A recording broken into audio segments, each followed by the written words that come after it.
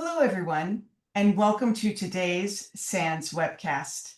SANS 2025 CTI Survey, Webcast and Forum, Navigating Uncertainty in Today's Threat Landscape. Sponsored by Cyberproof, Google Cloud Security, Infoblox, Intel 471, Rapid7, SiloBreaker, SOC Radar, and Threat Connect.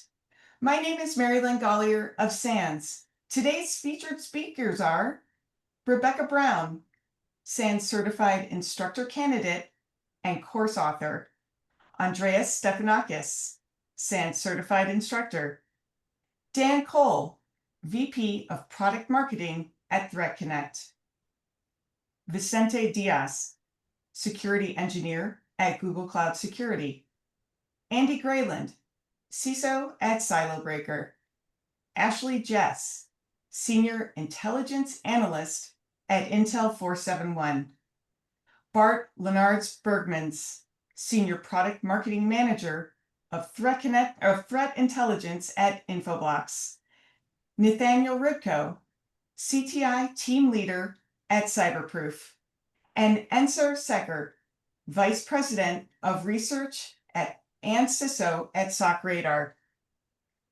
If during the webcast you have any questions for our presenters, please enter them into the Q&A window at any time.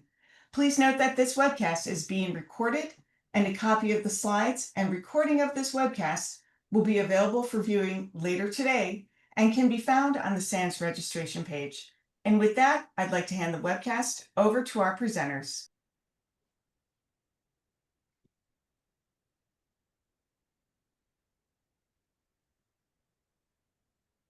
Okay, thank you, Marilyn. So we're going to dive right in. We have a packed agenda today. First, Andreas and I are going to go over our findings as the authors of the CTI survey. And then we're going to hear from our amazing speakers combined into panels where we'll have a chance to ask questions, both that we have and that you ask through that Q&A portal. So as Marilyn said, please, as you're going through the presentations, if there's questions that pop up or things you're curious about or want to hear more about, throw those in there so that way we can ask them during those panel sessions. So this is the SANS CTI survey. Is an annual survey that we do where we poll CTI professionals. We ask anyone to respond to a series of questions we have about the CTI industry, what they're doing, what's problems they have, what's innovative, things they're working on. This year is really special. This year is actually the 10th CTI survey that we've done. We started these in 2015. If you're interested in hearing more about the past decade, Andreas and I actually put together a presentation for FIRST called Decoding a Decade, so you can check that out. But today we're going to be talking about specifically the 2025 SANS CTI survey. This was open from January 10th through March 7th, and it had 39 questions. So this was a mix of multiple choice, multiple selection, and free text response, all of which we use to gather insights into what is going on in the CTI industry. For those of you who are on the call who took time to answer the survey, thank you so much. We wouldn't be able to gather these insights without your participation. So thanks everyone again, and hi from my side. Good morning, good afternoon, good evening, everybody. Everybody was asking, like every year we try to do this kind of survey in order to have like the state of play, how the CTI discipline has evolved during the past year. Can we learn anything about how other teams do CTI? Do they use any more sources? Do they use any different techniques? Are there any ways that I can get value and I improve and evolve my CTI program? And this is all about what we try to collect information and do it during the SANS CTI survey. If we go and see a little bit on the demographics about the SANS CTI survey, we will see that the top 4 industries that are represented, I think we have a slight issue with the slide. But it's okay, I can speak over. So we try a little bit, just like CTI analysts, what we try to do is to know our data set, our sample, because maybe we have some biases in our data set and we want to see where the respondents of the survey are coming from. So are they coming from different industries? And we see like historically, the top 4 industries are the cybersecurity providers, the finance sector, government sector, as well as technology sector. We see different organizational sizes from the respondents, and we see like a bias towards smaller organization sizes. And also responders are working for organizations that are mostly have operations in the US and headquarters in the US. The top roles that we have seen, it's like the CTI analyst, security operations analyst, and we have seen this in the past. This year, a new entry in the top 4, which was the threat researcher, most likely because we had quite a lot of cybersecurity providers.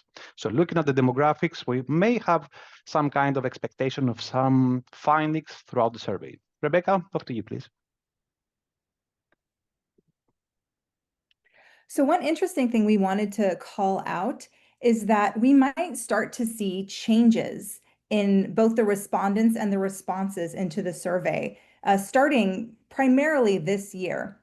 And that's due to the fact that there are more and more regulations coming out that directly speak to CTI, whether they are calling for organizations to have a CTI program, to do a threat landscape evaluation, to participate in threat information sharing groups. As these standards and regulations become more and more prevalent, we will see more and more organizations start to adopt CTI programs, even ones who maybe were hesitant to do it before or who outsource those programs. And so as we go through the findings, we did start to see just kind of slight places where we could see signs of newcomers. We saw more ad hoc processes pop up that we hadn't seen, in the years past. And so that's just something we wanted to call out as a potential trend, something that's happening outside of the CTI community itself that might influence some of the things we're seeing throughout the survey.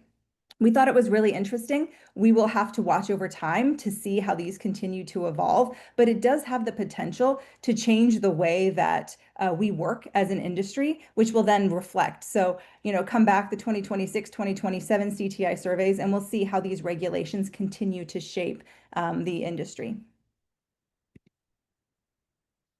So the key findings from this year's survey. First, adaptation is key. The threat landscape is increasingly complex, both with digital threats, geopolitical threats, and the technology that we're using is itself becoming more complex. And so it's important for CTI teams to remain agile, to adapt their processes and their programs to what the needs are of their organizations. Another finding is that AI is still on the rise. We asked about AI for the first time in last year's survey, and we were surprised actually last year at how many organizations had already started thinking about how they were going to utilize it. And this year, we continued to see that trend with over 1/3 of organizations actively implementing some sort of artificial intelligence into their CTI processes. For the second year, we also saw that threat hunting was the top use case of CTI within an organization. And 86% of organizations are using MITRE ATT&CK. So that is one of the most consistent, most universal frameworks that we're seeing CTI teams use.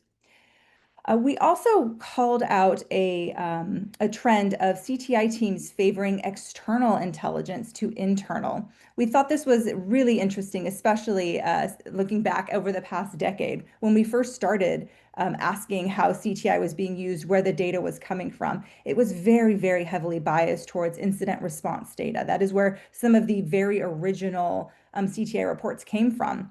But now, 10 years later, we're seeing 90% of CTI teams are using things like media reports or external reports as inputs to their intelligence. And so that shows how CTI is shifting, but that also how as the industry grows and as we have more and more sources, more of those sources will be external. But we want to make sure that we can still use the internal sources as well. As always, communication in CTI is critical. We're going to deep dive into how that CTI is communicated, primarily through reporting.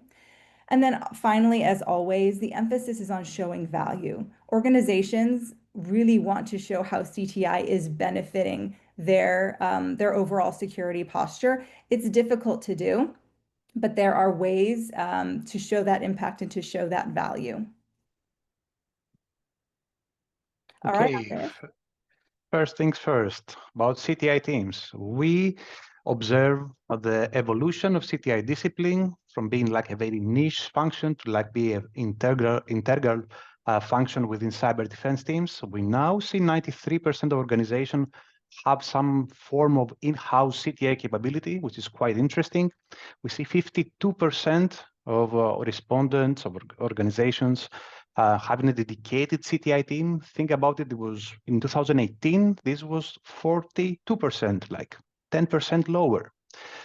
We see about 60% of organizations having like a combination of in-house CTI capability and also use a CTI provider in order to fill their intelligence gaps. And the classic question, the $1 million question, like, Andreas, I've been asked all the time, how many persons do I need for my CTI team? And I said, okay, with Rebecca last year, let's ask the respondents. And we saw in a figure that you can see in the slide deck, like 62% of the respondents, their organizations, they have from 0.5 to 4 full-time employees doing CTI tasks. You can see also more than 10 people about some high-end teams out there, cybersecurity providers and very well-funded CTI programs. And the classic 12%, which is quite strange because people, they don't know how much effort and resources they dedicated for CTI. Rebecca, off to you now for some CTI processes. Yes. So one of the things that we're always interested in is not just how many people, but what are they actually doing? And so we ask about 3 core CTI processes that we think every team should be doing. And that is developing and tracking intelligence requirements, maintaining a collection plan and actually collecting the information you need in order to generate intelligence, and then threat modeling, which will help you understand what threats your organization is facing and how you can best mitigate or address those threats. So rather than talking about specifically how those are carried out, the question we asked was how clearly defined are these processes in your organization? And what we found is that requirements are the most formal and well documented, followed by collection plans, and then finally threat modeling. But this is where from past years, that kind of yellowish orange in the chart there, those are informal and ad hoc, meaning that organizations, they do them. They have requirements, they do collect data, they know what they're looking for, but it's not necessarily documented. It's not updated regularly. They don't have processes they're following. And this actually increased from past years. And that is what actually got us thinking about, hey, are we seeing maybe new people come in and start on that CTI maturity journey? So again, this is a space we'll continue to watch. And then again, we have 16%, 17% under collection, and nearly 20% under threat modeling of that they don't necessarily have a plan in place, but that is something that they're interested in doing. And so we also talked about in the key findings about the importance of being flexible. And we've seen how important that is, both through a pandemic and then several geopolitical conflicts. And it just seems like things are always getting thrown at us globally, keeping us on our toes. And so this year we asked about process changes and what those looked like. And we asked this both through some of those multiple choice, but this is also one of the ones where we asked about a write-in. So we asked specifically what processes and how have they changed, which gives Andreas and I a really rich data set to look into to understand some of the more specific details. And so what we saw was that organizations have been changing from more reactive to a proactive approach. The goal is not necessarily to stay in that kind of incident response land all the time, although that is a very important function. But again, to move towards that threat hunting and move towards actually some of those proactive use cases. We also saw a really heavy emphasis on moving from manual processes to automated processes. This helps a company or a group scale up their operations, especially as the threats increase, as we've seen that happen over time. And then again, as we mentioned, we saw that change from the internal data sources to external data sources.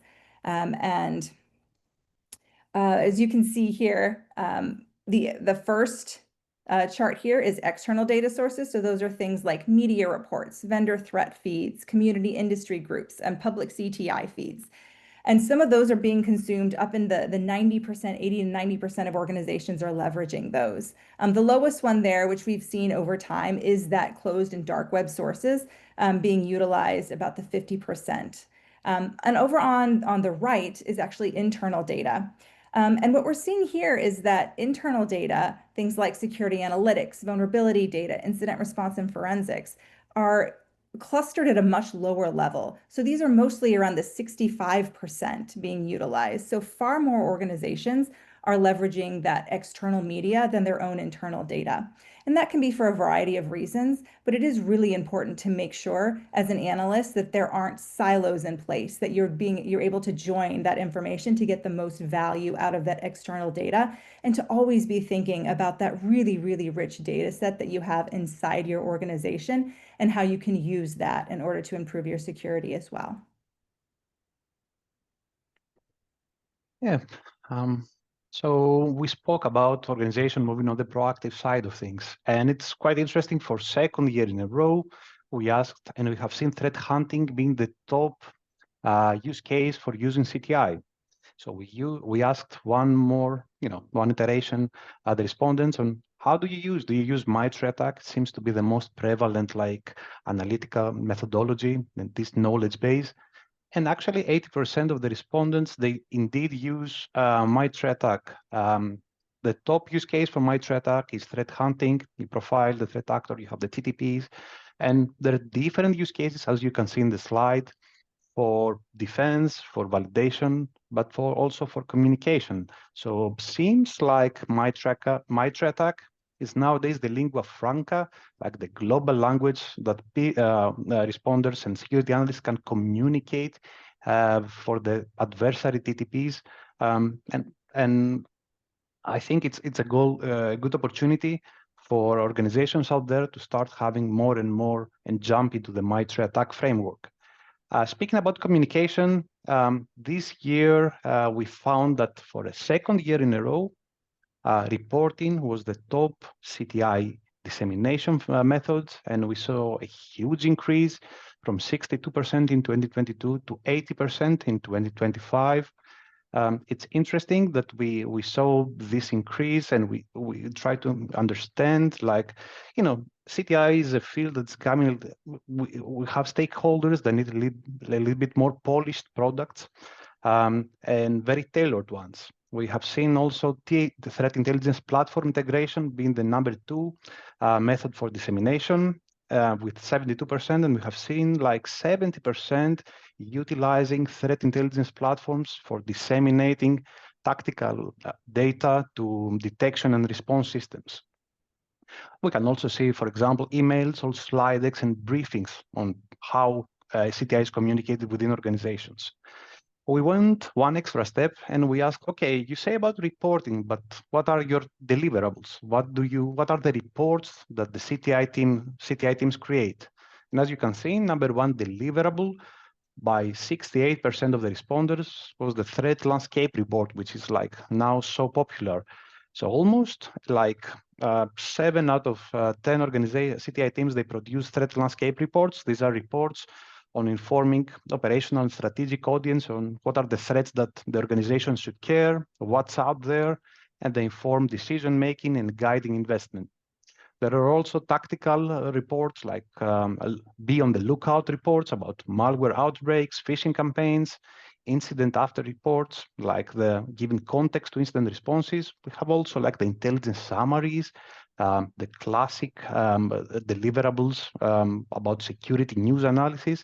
And we also load the bottom of this reporting, like the quarterly or annual strategic reporting with 55, 56%, and business-focused reports with 26%. Of course, we highlight that, reporting is something like a critical skill set for CTI analysts. And if we want to go back into nostalgia mode, I would like to reference one of my favorite presentations. It happened during SANS CTI Summit 2017 by Christian Paredes, pen to paper, and the finished report, The Key to Generating Threat Intelligence. If you have 30 minutes, please watch this presentation. Like, what are the key components of a very good report? The structure, the title, the bottom line up front, the executive summary. So reporting templates, the style guides. So how doesn't matter if I write the report or Rebecca, should be the same. And the so what factor, like we tend to send reports and assume that the recipient knows why we send them the report. We have to explain the so what factor. This is tied back to the intelligence requirement. We send you this report because this is tied to this intelligence requirement. And also one step further about what next? What do we recommend our recipient to do with our report? So far, so good with reporting, and Rebecca will deep dive on technology enablement. Yes, because writing all of those reports can be very time consuming, especially if your team only has that 0.5 to 4 individuals. So teams are looking towards technology to support their ability to keep up. And one of the ways they're doing that is with increasing AI adoption. So as I mentioned before, we started asking about AI and CTI last year. This is the second year. What I found was really interesting is that last year when we asked, the percentage who said, we not yet, but we're planning to implement it, we actually saw them this year implement, and that almost never does. Usually people every year just say like, no, we'll get to that next year, and then they never actually get to it. But this year we did see that increase in adoption that was kind of hinted to in 2024. And so the ways that this is being adopted across the intelligence cycle is a little bit different. So the red bar here indicates high effectiveness or value in different phases of the intelligence cycle when using AI. And the highest usage is both in collection, so in getting that high quality threat intelligence, sifting through the noise, going through all those media reports to find out which ones are maybe duplicates, which ones are valid.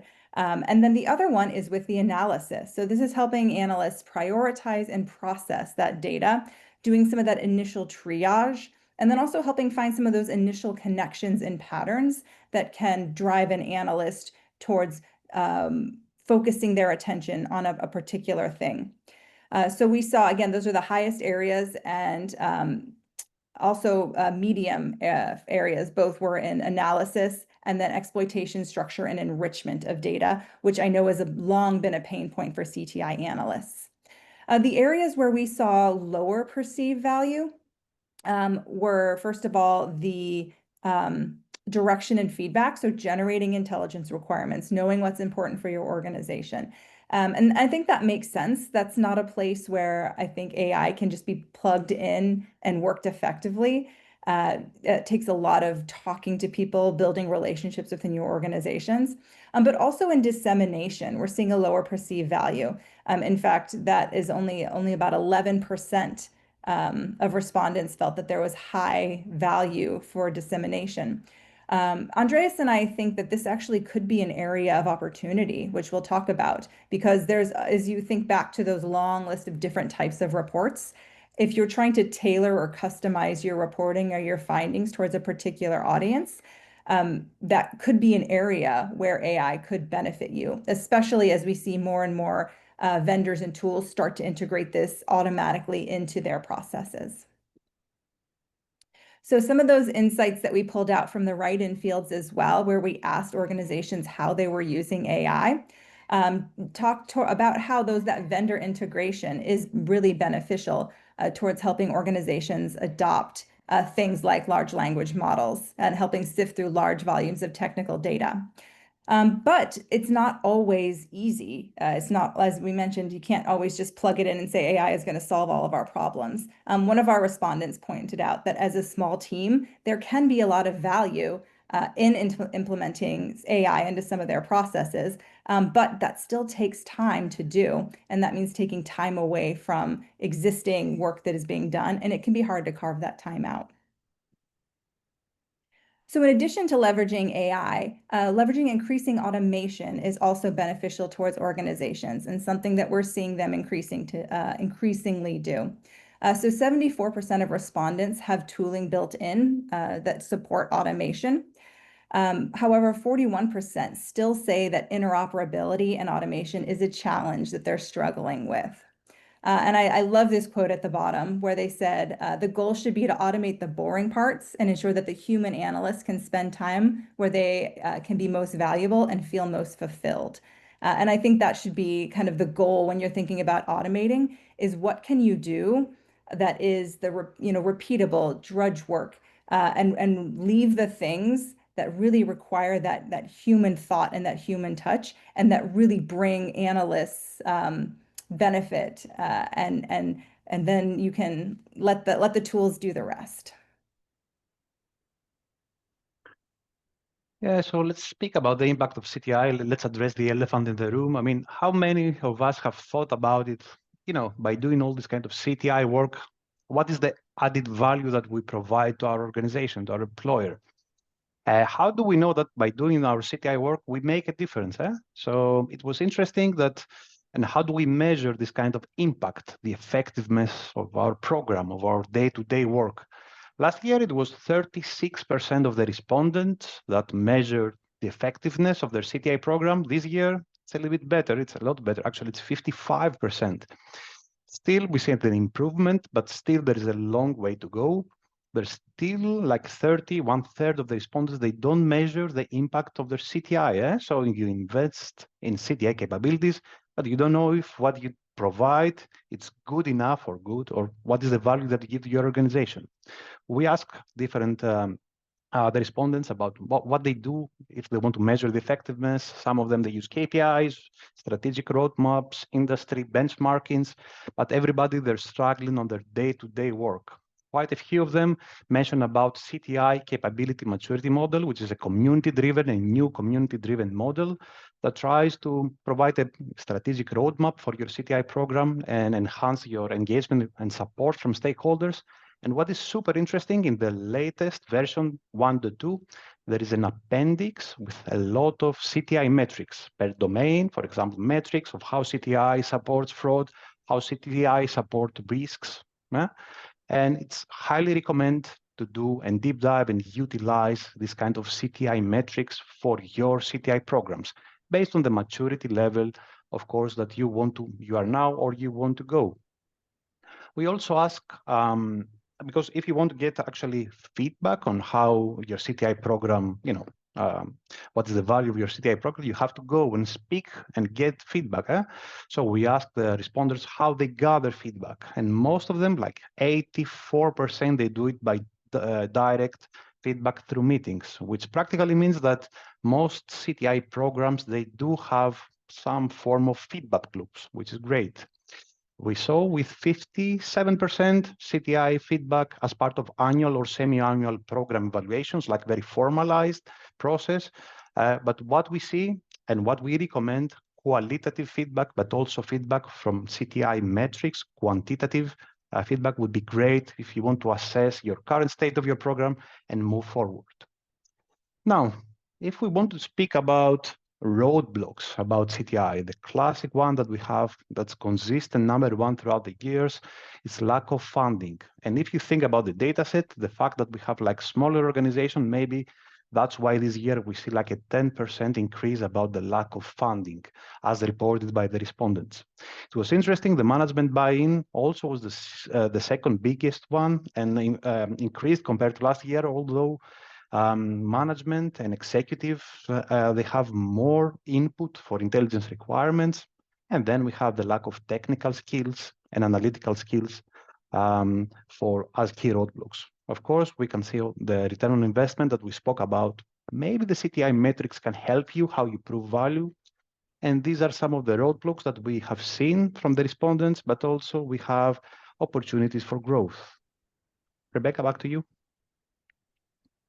Yes, so some of the areas where we've seen organizations can continue to spend some time and some effort and get some pretty good results are increasing their adoption of automation. And so this is, again, figuring out the things that are taking the most time, the things that are repetitive and that are well suited for being automated, and really focusing on those. And the tool integration is one thing that is called out time and time again, just making the tools work together.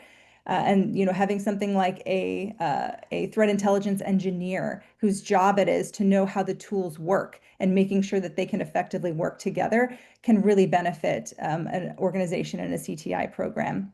Increased leveraging of AI as is appropriate and as would benefit your organization kind of across the spectrum. Looking at that dissemination as a potential place where AI could support customization of reporting as well. Making sure that we're looking at that internal CTI data. There's really, really rich, valuable information that can be received externally, but it is most valuable when you combine it with your own internal data. And so that's just always important to call out. And I think an area that will really allow CTI programs to continue to grow. And then getting feedback as well, making sure that you are actively seeking out whether what you're producing, the processes, not just from your stakeholders, but from your own team, especially as you're increasing automation and adopting AI, talking to people on your team to say, are we doing this correctly? Is this working? Are we going in the right direction? And not being afraid to course correct if it turns out you're not. So moving forward, what do we see happening? We can see the continuing maturation of the CTI field. That's something that we've seen over the past decade, which has been really, really great. And then with the introduction of more of those regulations, that solidifies our role as an industry in the security program of an organization. And I think we'll continue to see more and more organizations continue to join and invest in CTI.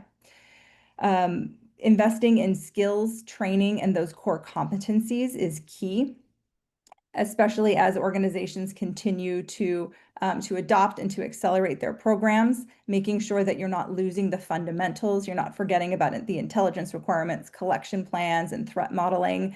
Formalizing those processes before you start automating them is a really, really important thing to think about. And then partnering with your vendors. There are a lot of commercial vendors in this space, and a lot of them are thinking how they can best support their customers, especially through a lot of these changes that we're seeing. So changes with technology, changes with sizes with teams shifting around. So working with those vendors, sometimes that's the fastest way and the easiest way to start seeing how some of these new technologies will support your organization. So all of these are things that we think will hopefully help us as a community moving forward. And we're excited to see what the coming years bring us. Maybe in another decade, who knows, you'll have Cyborg, Rebecca, and Andreas over here reporting on the 2 decades of the CTI industry. Anything else to add, Andreas, before we move on? No, I think you also addressed the question, like what do we anticipate for 2026 holding for the CTI field? So I think that over time we will address link on this question also in a panel discussion. So thank you very much, everybody. Absolutely. And with that, we will pass it off to Andy from Silo Breaker. Thanks. I'm just going to give Mary a second to reset the slides.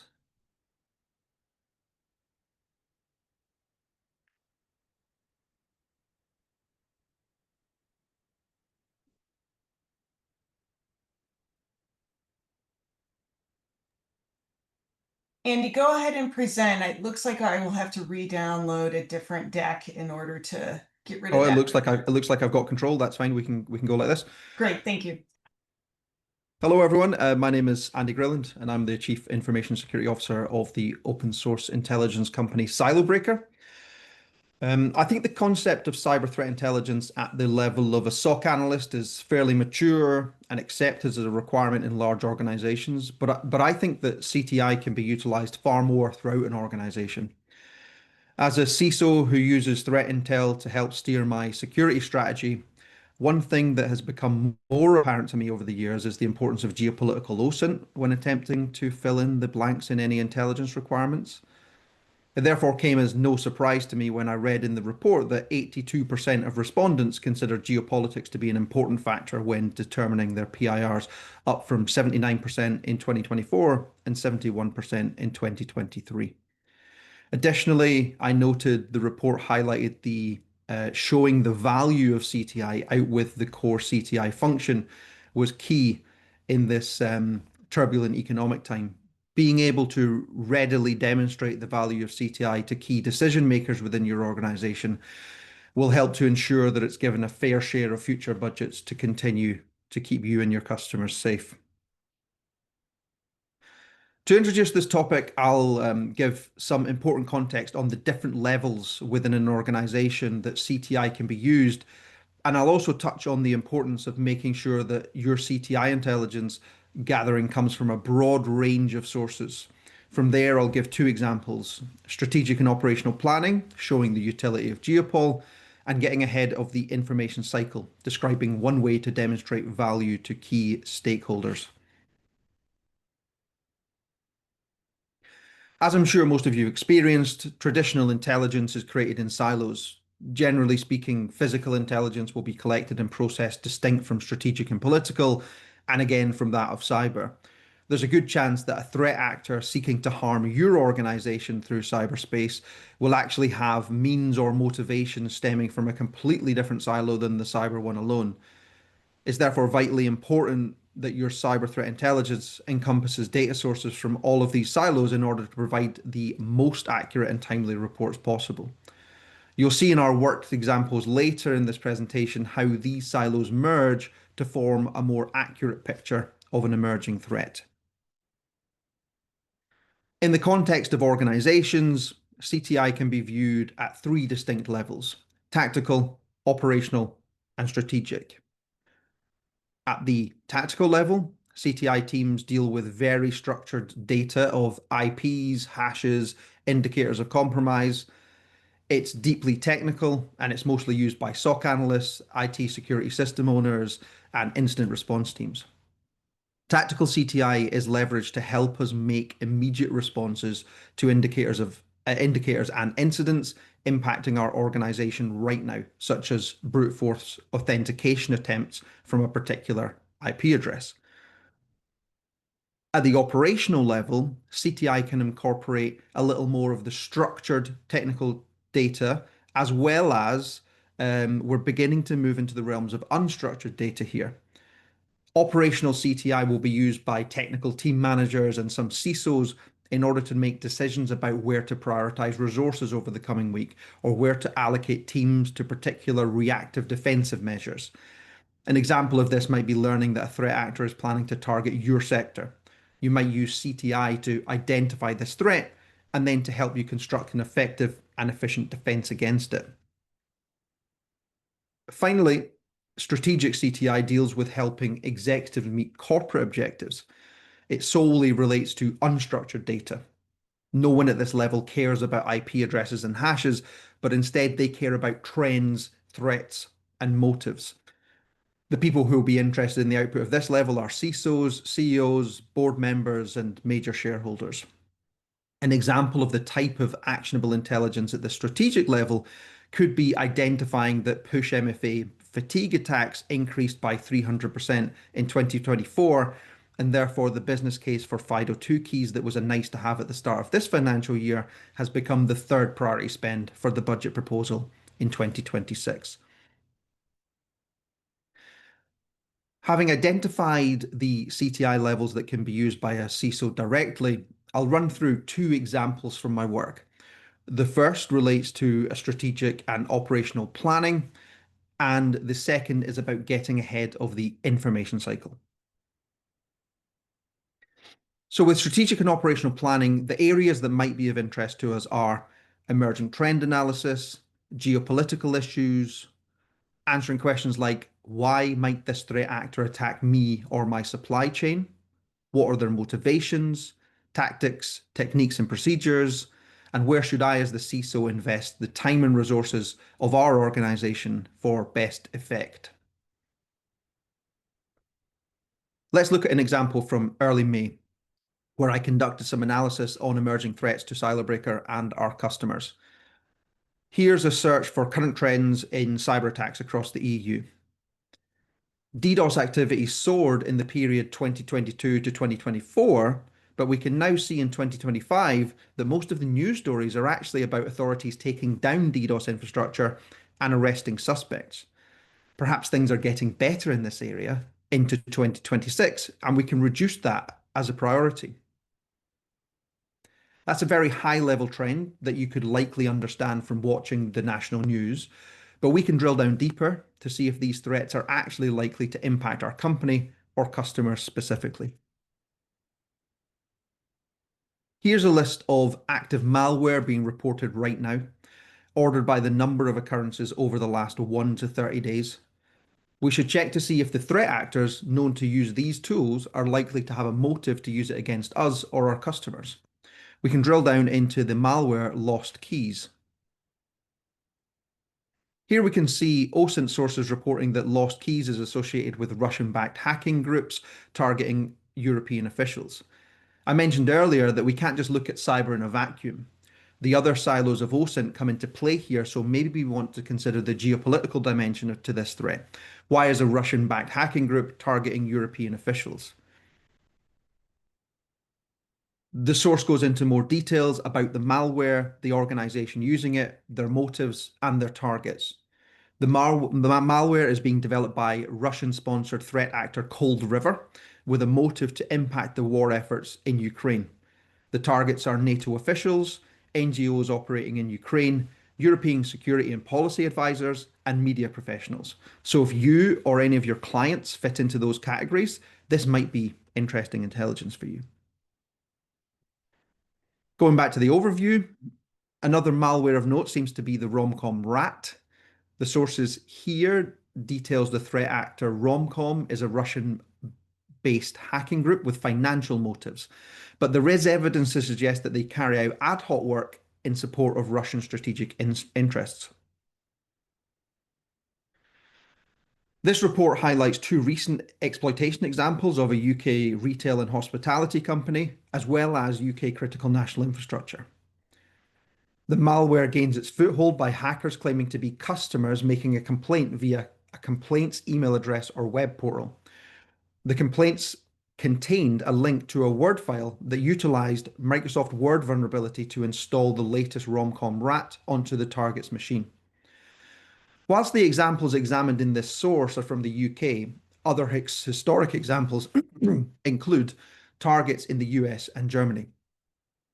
The historic targets also indicate more of a shift from financial motives to espionage and CNI infiltration since the outbreak of the war in Ukraine, giving further evidence to state backing from Russia.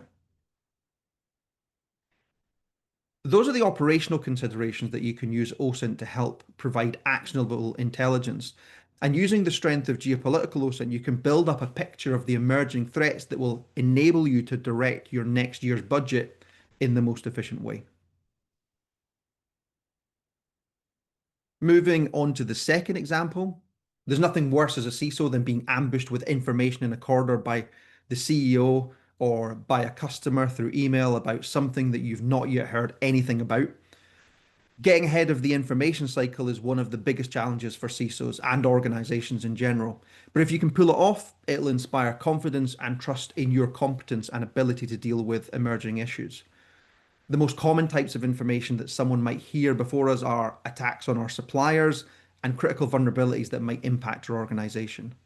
Or worse, a combination of 2. Is our supplier impacted by a critical vulnerability and have they been attacked? These are all questions that I've been asked repeatedly in 2025. There's so much information out there that being the first to know in every situation is very hard.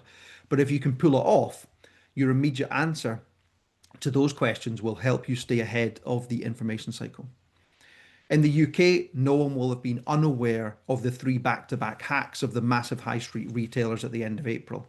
Around my country, boardrooms were filled with questions of, are our suppliers affected? And what is the impact to our organization? We can set up a search for generic mentions of Dragonforce, the threat actor responsible for those attacks. Then we can tailor the search to only care about suppliers of my company, as shown in this slide. You can see in network form here that the only hit for my company is Sophos. Drilling down into that, it's clear that Sophos are associated with this attack due to their research into the impacts of malware and not because they were involved in any way. I can close this down as a worry. Of course, this is just a single snapshot in time related to a rapidly evolving situation. So maybe I want to set up an alert that will tell me whenever this network map changes, allowing me to drop this dashboard and continue on with my normal CISO tasks. This ensures that I'll be the first person to know about any issue, allowing me to craft answers to the executives in advance and allowing the executives to stay ahead of the information cycle in the cloud, clearly demonstrating that value of CTI to the broader company stakeholders. To recap, I've covered 2 examples to support the findings of this year's SANS CTI survey.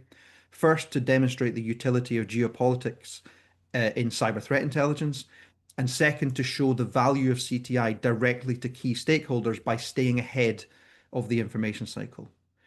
There are no doubt countless ways in which you could utilize geopolitical insights to better your cyber threat intelligence, but conscious of the time, we can move on. Yeah, thank you very much, Andy. Appreciate your being on time. Thank you very much. So now the microphone is on Dan Cole from Threat Connect. Dan, the floor is yours. All right, thank you, Andreas, and thank you, Andy. Really happy, Andy, to hear you talk and sort of end there about sort of the value of CTI, because what I really want to talk about today is looking at the survey and some of the key inhibitors that come up as part of that challenge of demonstrating that value. We're going to talk a bit about kind of where those inhibitors fall in the threat intelligence life cycle, talk a bit about kind of how there's hope for moving past some of those inhibitors, and then finally talking a bit about how we actually go from hope to getting actual results. And fundamentally what we see is that, like we saw in the survey, CTI teams are doing really solid work. But I forget the exact quote that Rebecca showed. It was around, analysts want to feel like they matter. They want to feel fulfilled. And one of the big standouts for me in the survey was 2.5 of these actual inhibitors. And I don't think it takes sort of a big mental leap to see that they are related. So the first one is that CTI teams are having difficulty demonstrating ROI. I think we can all agree that's been an evergreen problem. It's probably been borne out in 10 years worth of SANS surveys. And the second set of inhibitors is challenges getting management buy-in and lack of funding. And of course, we can certainly make the assumption that part of why it's hard to get funding is because of the lack of management buy-in. And the reason that I see these things being interrelated, of course, is that if we are struggling to demonstrate our ROI, then of course it's going to be hard to get management buy-in. Of course it's going to be hard to get funding. And it's almost a cliche to say that security or cyber defense as a whole has these struggles. But I think that CTI in particular is even more abstracted from that ROI element than, for example, incident response. So when we talk a bit about ROI, what we're really talking about is value. How do our stakeholders from incident response all the way up to the board, how do they actually see the value of threat intelligence? And so I want to take a look at the threat intelligence life cycle. And you can probably see that this is what we call the evolved threat intel life cycle. And fundamentally what we're doing here is we're really breaking out the consumers of intelligence, whether it's like a detection engineer, threat hunter, or critically, leadership. Because when we talk about buy-in and funding, it's leadership that's writing the checks. And of course, Andy talked about strategic intelligence. That's where a lot of this is going. And when we look at the cycle, it starts with planning and direction. You're defining your threat intelligence requirements. And really the question there is, not just what threats matter to the business, what is valuable to the business? And as we go around the cycle, it's those leaders, CISO level, board level, who are asking from this CTI program, from the cyber defense program, am I actually getting value? It circles back around to the question, did we actually deliver that value? And we saw in the survey data that Rebecca and Andreas showed that a lot of those discussions are happening in sort of semi-ad hoc meetings. But the critical takeaway here is that when we talk about ROI, when we talk about buy-in, it's really about how is CTI being judged from a value perspective. And a lot of that value determination here is being driven at the leadership level. And so this, for me, was the most exciting takeaway from the survey, because this is where I think we see a lot of hope for where we can start to address that ROI problem and that buy-in problem. When we talked about contributions to CTI requirements, which of course is step one in the intelligence lifecycle, there was a massive increase in contributions from business units and executives. So those are the people that we want to get buy-in from, and we see them becoming more and more invested in things like requirements definition. So what we need to do really is capitalize on that momentum. So why is this actually happening? That's something that might come in next year's survey. It could be because some of the regulations that Rebecca talked about, maybe that's driving more executive involvement. It could just be that leadership is becoming more and more aware and seeing the need for greater involvement in cyber defense as we start to see things like material business impact of things like ransomware and like DDoS. So getting back to that notion of value, I really want to sort of reframe how we think about ROI back to that value. So we're talking about all this, we're talking about leadership, we're talking about CISOs, we're talking about executives. They don't speak the same language that CTI speaks. And so how do we actually translate that? What we need is a lingua franca. We need a common language between the business and CTI so we can capitalize on the momentum of leadership actually being involved in this. Because when we talk about lack of funding, those executives are looking for the investments that have the most value. So let's dive a little bit into how we can actually develop that lingua franca. So you, the CTI analyst, can say, okay, here's the value that we're providing to the business in the language that the business can understand. And I want to look at this quote from the survey, that talks about leveraging more internal data to get a holistic picture of threats. And I think the survey talked about examples like, records from HR. This quote talks about, maybe log data. But when we think holistically, and when we think about the business, it's not just, here are sort of objective elements of the threat landscape. It's strategic elements of what the business considers to be that holistic threat picture. And again, that sort of feeds into the planning and direction element. So what is business speak? And how does the business actually conceive from their perspective of that holistic picture? So we want to talk about pain points. So boots on the ground, CTI, your pain points might be false positives. It might be confidence in response. We know from the survey data that it's hard to get budget. It could be burnout and turnover. So like we saw in the survey data, how big is the average CTI team? What we didn't see is how big should the average CTI team be? So, how much is that burnout? How much is that turnover impacting all this stuff? So those are your pain points. But what your boss's boss cares about is it's not false positives. It's not necessarily MTTR. It's money. It's things like we're seeing the cost of cyber insurance going up 25.5% year over year. That's impacting the bottom line. We're seeing the average cost of a breach hitting a record. I think this data comes from IBM Cost of Breach report, hitting a record of $4.88 million. So those are the numbers.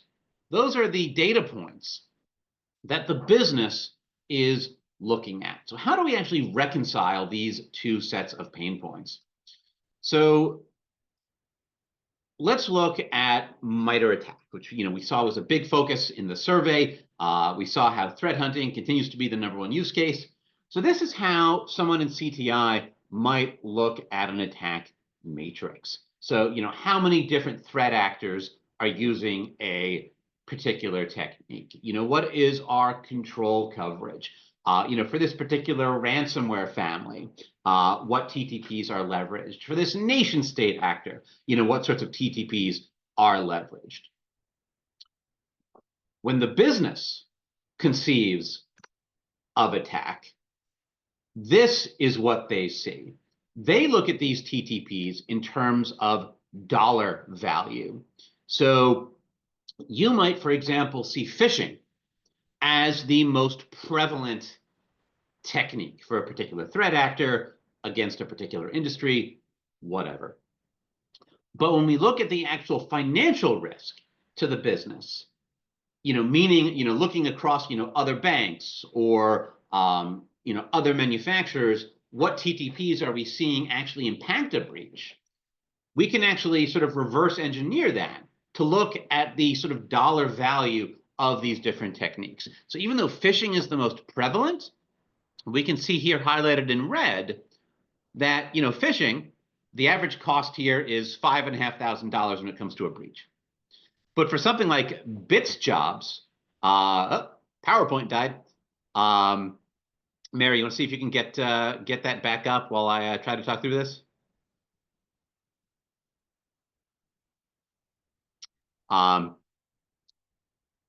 So, looking back at that slide, what we saw is that it's not phishing that represents the greatest financial impact. It's bits jobs. So if you are thinking about, if you're trying to get buy-in for hiring more people, for continuing education, for new resources, you need to speak in terms of, oh, bits jobs is our biggest financial impact. So that's where we need to focus some of these resources. And that's where some of the ROI comes in. So it's one thing to say, okay, we published X number of reports about phishing, which is very prevalent. It's another thing to say, we published X amount of reports about bits jobs, which represents $100,000 in terms of material financial risk to the business. So my apologies, it's the SharePoint, I think, just stopped, so I'm trying to advance back to your slide. All good. I'll continue to paint a picture with my words. Great, thank you. So I think we're on to my slides, slide 12. Thank you. So if we've got our lingua franca, we've got our common language between business and security, where that common language is financial risk around attack TTPs, how do we actually implement that? Well, one is CTI needs to start working with the actual risk team. Only by getting in a room and working together can you start assigning those financial values. And that's not a pie in the sky pipe dream. We saw in the survey data, executives and business units are getting more involved here. There is that appetite. So they will get into the room with you and have those discussions. Second, Intel analysts, I think by their nature, are storytellers. So instead of telling a story, let's see if we can go one more slide. There we go. So if we can tell a story not about a particular attack or threat actor or campaign, but a story about value and ROI, that's how we can start making our case about the ROI we provide and how we get those resources. So how do we translate something like CTI findings, like all those reports we're writing, into financial and strategic language? How do we make business-oriented use cases? How can we demonstrate tangible ROI? So by way of example, instead of saying, hey, we need to hire somebody with experience in LSAS forensics because we saw it in being used by some nation state actor, if we can tell the story that hiring somebody with experience in LSAS forensics will reduce our risk by 1.3 million, now you're speaking the language of the check writers. Now you're talking in terms of ROI. Now you're making a better case for actually getting that buy-in. And shameless plug, if you want to see how risk and CTI can get together better in more depth, I do have a SANS CTI Summit talk where I explain the entire thing with Star Wars metaphors, if that's your kind of thing. But ultimately, by developing this lingua franca, by capitalizing on that momentum of executives and business units getting involved in the intelligence lifecycle, you're going to have an easier time getting that budget. You're going to have an easier time getting those resources. You're going to get more of what you need to find those high impact threats. And finally, again, getting back to that quote that Rebecca showed, it's about mattering. It's about fulfillment. So by being able to focus on these things with the right resources, you're going to have reduced burnout. You're going to have reduced emotional toll by not getting these resources. And you're going to be able to demonstrate more effectively how your work actually matters. So just in closing, we do see this all coming together. Yes, you're still struggling to show ROI. Yes, you're still struggling to get buy-in and funding. But you've got business units and executives ready to come to the table. And now, with these insights, you've got a way to actually talk to them in terms of actual material financial risk mapped to things like the MITRE ATT&CK framework. So we call this threat and risk informed defense, helps CTI prove value, gain buy-in, and get budget. So right on time. I think I'll go ahead and pass the mic, and thank you all for your attention. Yeah, thank you very much, Don. Quite interesting insights. I liked your quote about CTI analysts are storytellers, tell a story about value and ROI. So thanks for keeping, just on time. And now I will pass the microphone over to Vicente from Google Cloud Security. Vicente, microphone is yours. Okay. All right. Thank you. Bear with me one moment. I'm going to, I'd like to progress the slide deck for you. I'm going to restart it here. Yeah, so just no let worries. me know when you're ready for me to move to the next slide. Okay. Maybe you can make full screen. I will just guide you to, can we get back to the first one? All right. Do you see that full screen? Yeah, that's perfect. I will just ask you to move to the next one from time to time. That's all. Thank you. Thank you. All right. Thank you for having me here today. My name is Vicente Diaz. I'm part of the Virus Hotel team. And today I wanted to discuss some of the applications in real life. I think we can see and we can benefit from the CTI world from different AI functionalities. I know that everybody's kind of at this point exhausted of hearing about AI, but at the same time, I think it's important because, well, I've been quite a few years in the business, and I think this is revolutionary in many senses that can really kill a lot of toll that we are facing every day in our day-to-day jobs. And actually, this is providing us with an advantage in different aspects. So I want just to keep it real. I want to go case by case what I think is working well, what I think can be useful for all the community at this time, and well, just share my ideas how the future may look like. First of all, this idea that is going to solve everything we all know is false. That I cannot sleep in peace if I don't say this explicitly during this talk. But still, there are many things that are useful for us. So if we can go to the next slide. Okay, and I want to start with malware analysis as one of probably the most sought after features that everybody is thinking about, and for very good reasons, because malware analysis is hard. Malware analysis takes a long time. You need a lot of specialized people, tools, and still it's hard. It's not like a walk in the park most of the time. And this is one of the first things we started experimenting. I just want to start my presentation by letting you know what I think, where we are, and how it looks like. So if we can go to the next slide, please. So 2 years ago, we released Code Insights. And this is a functionality that is based in a very simple idea. We were basically thinking, well, AIs look to be great at writing code. How are they at reading code? Are they good? Are they giving us any insights? It turns out that they are great also at reading code and letting you know what this piece of code is about. And in many cases, this is more than enough for malware analysis. It's not a universal solution, of course, but you think about all the scripts, think about all the different source code that may be suspicious, all the macros, all of these that usually is obfuscated. Many times is written in a very hard way for an analyst that you need to spend a few, maybe hours just to figure out.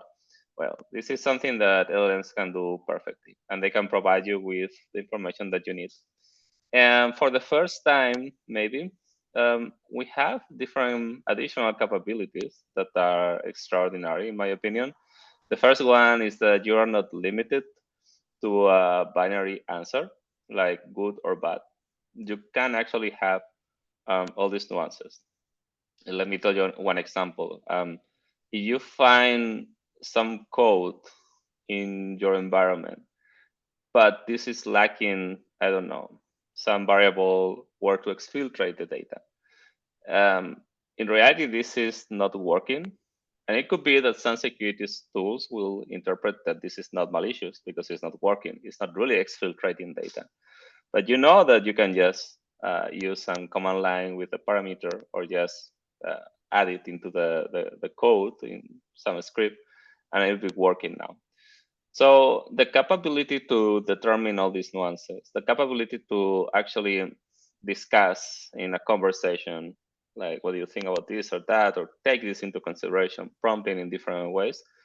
This is a real changer. And for me, it's probably the most interesting part of this. You can actually adjust what is the expected output to your policies and to your vision on security, because it's not the same for everyone. And this is giving you this power for you to determine. But let's get back to code analysis. So if we go to the next slide, please. And when we were trying to find a universal solution, we figured out that, well, this is not as easy. Well, nobody was expecting this to be easy, to be honest, and but it's not. We were finding, well, we had the first approach where we decompile the code, and the compiled code we are sending to the LLM, so the LLM is providing us the answer. Of course, before you need to unpack, and you need to do all kind of magic for this the compiled code to be really the one that you want to analyze. And it was not initially possible because of the limitations in the number of tokens that you have for your prompts. Now this increased dramatically, so it's giving us many more possibilities. But we were finding ourselves that in some cases we had to define some specialized flows, like if this is .NET, for instance, okay, then here we need to use this tool, then we need to do this, we need to do that. And it was a bit convoluted, but in reality, we found the answer was with agentics, the new agentic approach for AI. And all these agents, basically, you will have one agent to tell you, okay, this looks like this, this is the plan. And then you have different agents with access to different tools, to different data, and some additional agents to be checking all of these pieces make sense. If you need to go for a second round of analysis, you need to use any external tools. And suddenly, all this makes everything very feasible, because you are breaking down a very complex problem, and you have different agents that they have autonomous capabilities. And it's very easy to plug any new agents that will be giving you access to additional capabilities. So in terms of malware analysis, I think this is the way to go, this agentic approach. And actually, and this is what I want to to say during this presentation, the same approach works for all different aspects of CTI in many ways. So if we can go to the next one, please. Okay, so I was actually reading the survey that SANS is presenting today. I found it very interesting. And actually, I selected a few points I want to discuss in a bit more detail and trying to share with you what I believe is the very grounded approach to what we can do today, what kind of capabilities we have in order to solve these aspects that caught my eye. So if we go to the next one.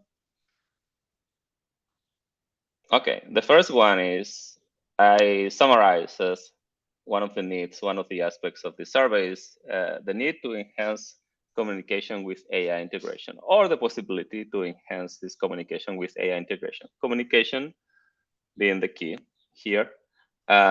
Basically, here we have an unprecedented capability to do something that before we were very limited by resources, but also by well, by resources, I guess, is the limitation. But if we go to the next slide, just to illustrate this a little bit more. But if we were asked to, well, can you create a report on this or that? And in previous presentations, we saw that we are kind of storytellers. But, well, in order to create the right story, you need to know who is the reader. You need to adjust to the format that is the right one for this situation, and you need to do your homework. And you do your homework maybe is going through an amount of data that a human cannot digest. And now suddenly all of this changes.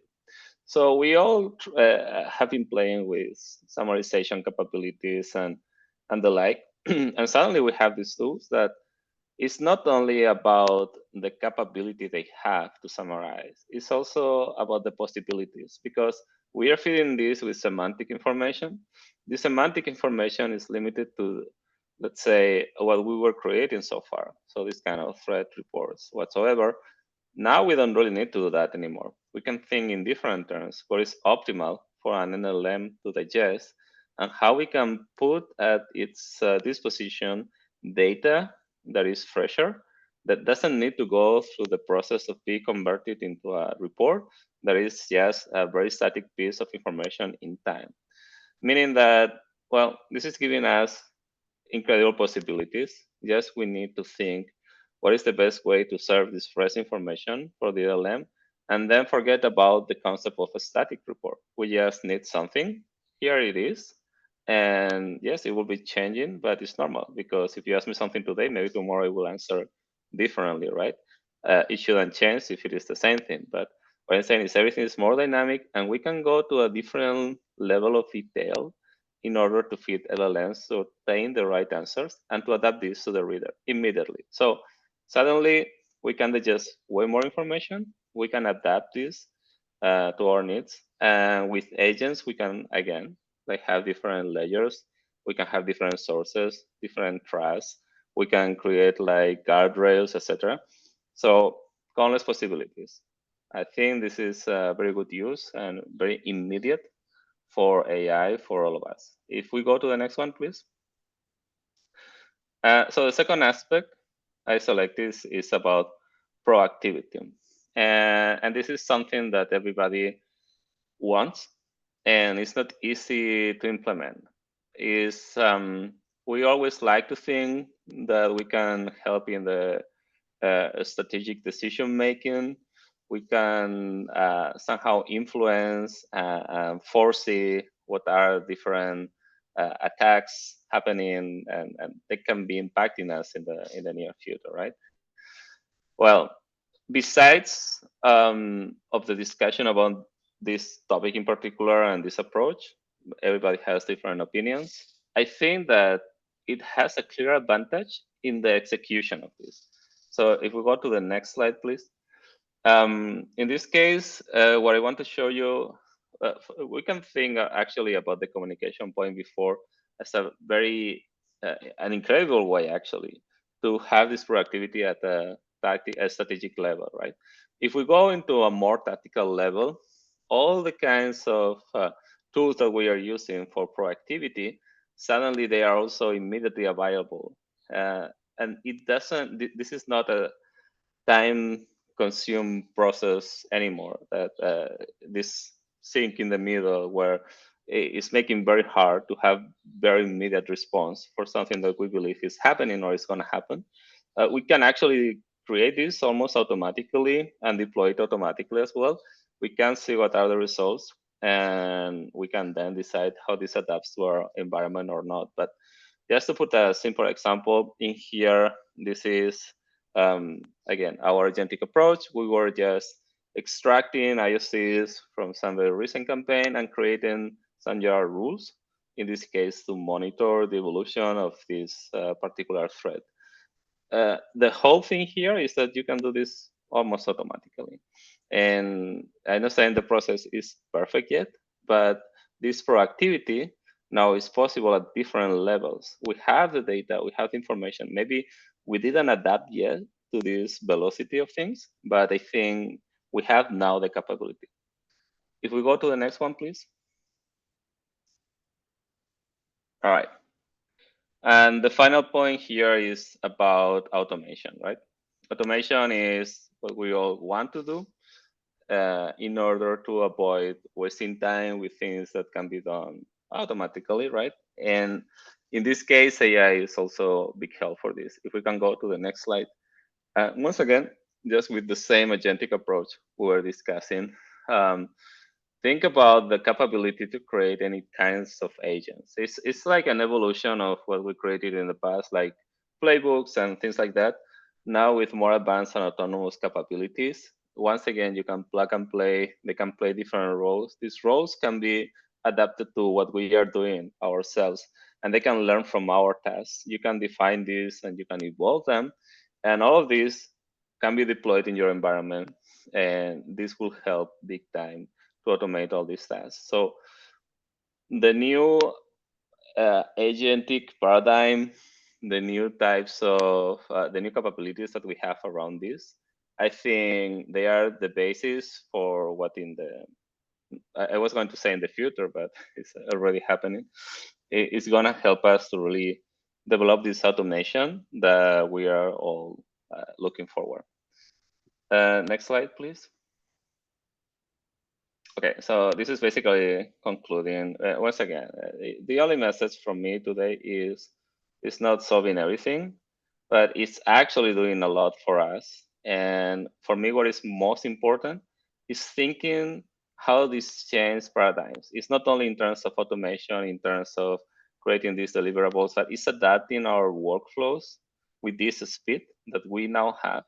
I will encourage to try it out as much as possible to adapt these technologies and to find the strengths and weaknesses and keep sharing, keep discussing, because this is what will help us all together as an industry to advance quicker and to help protect as much as possible to all of our users. So I think this is it. I think this is my last slide. If you can, okay, yes, it was. Well, so thank you very much. See you now for the roundtable. Thank you so much to all of our speakers this morning, and thank you, Vicente. You gave me some ideas for ways that I can start to use AI more in my analysis. But if I could have, could we have Dan and could we have Andy also come back and join us for our panel discussion? Wonderful. Well, thank you all for your presentations and for all the insights that you pulled out of the survey this year. For everyone online, if you have questions you'd like us to ask any of the speakers or all of the speakers, toss them into the Q&A. But just to kick things off, and Andy, I'll go to you first, and then anyone else who wants to jump in. So we've talked a lot about how AI can be used in processes, both kind of concrete and theoretically by teams. How do you use AI in your workflow? Yeah, first, I can't possibly answer this question without commenting how good the last presentation was. Thanks very much. That was really great. So Gen AI isn't that good at answering complex questions like those required for like an end-to-end CTI process without comprehensive pre-existing data sets and continual prompt engineering development. So it's quite a difficult task to do that, from PIR to finished intelligence process using generative AI. But once you've got a separate set of processes to nail down the hard bit, then Gen AI is phenomenal at completing that last hurdle and bringing it all together in an impactful report. Of course, AI is broader than Gen AI, generative AI, and we've been compiling our data sets from machine learning and artificial intelligence for 20 years. So overall, the future for automation with the broader AI title looks great. Very cool. Thank you. Dan, you want to jump in? Yes, please. Yeah, just doubling down on Andy's comment that Gen AI struggles with not just complex stuff, but accurate stuff. The way that, one customer put it to me was that, ChatGPT is the world's best intern. And yeah, I would absolutely, have an intern go read a bunch of Intel reports, compile things, but I would probably not take an intern's recommendation to block something or implement a detection rule, at least not without looking at it myself very closely. And so the way we kind of think about it is, AI is not an analyst replacement, it's an analyst enhancer. And sort of the lens we look at that through is, again, the threat intelligence lifecycle.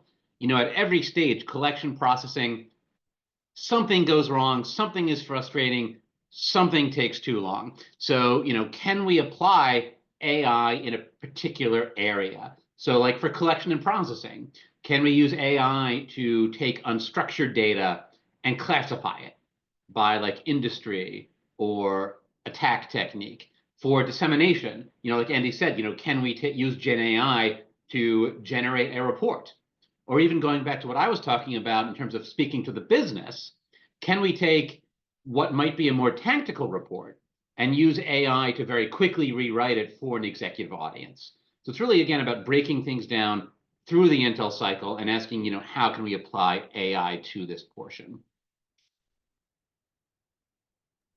And we actually have a specific question for you, Vicente. So Aditya asks, there was a slide where you created a flow of things to drive agentic AI for IOCs. Could you give some use cases and say what the tool was that you used, if you're able to? Yeah, I'm able. Actually, this is an internal tool. And I think that we presented something at Next internally. This is codename Omnia, but in reality, this is just part of our experiments in what we are developing for Google Threat Intelligence in terms of having this agentic experience.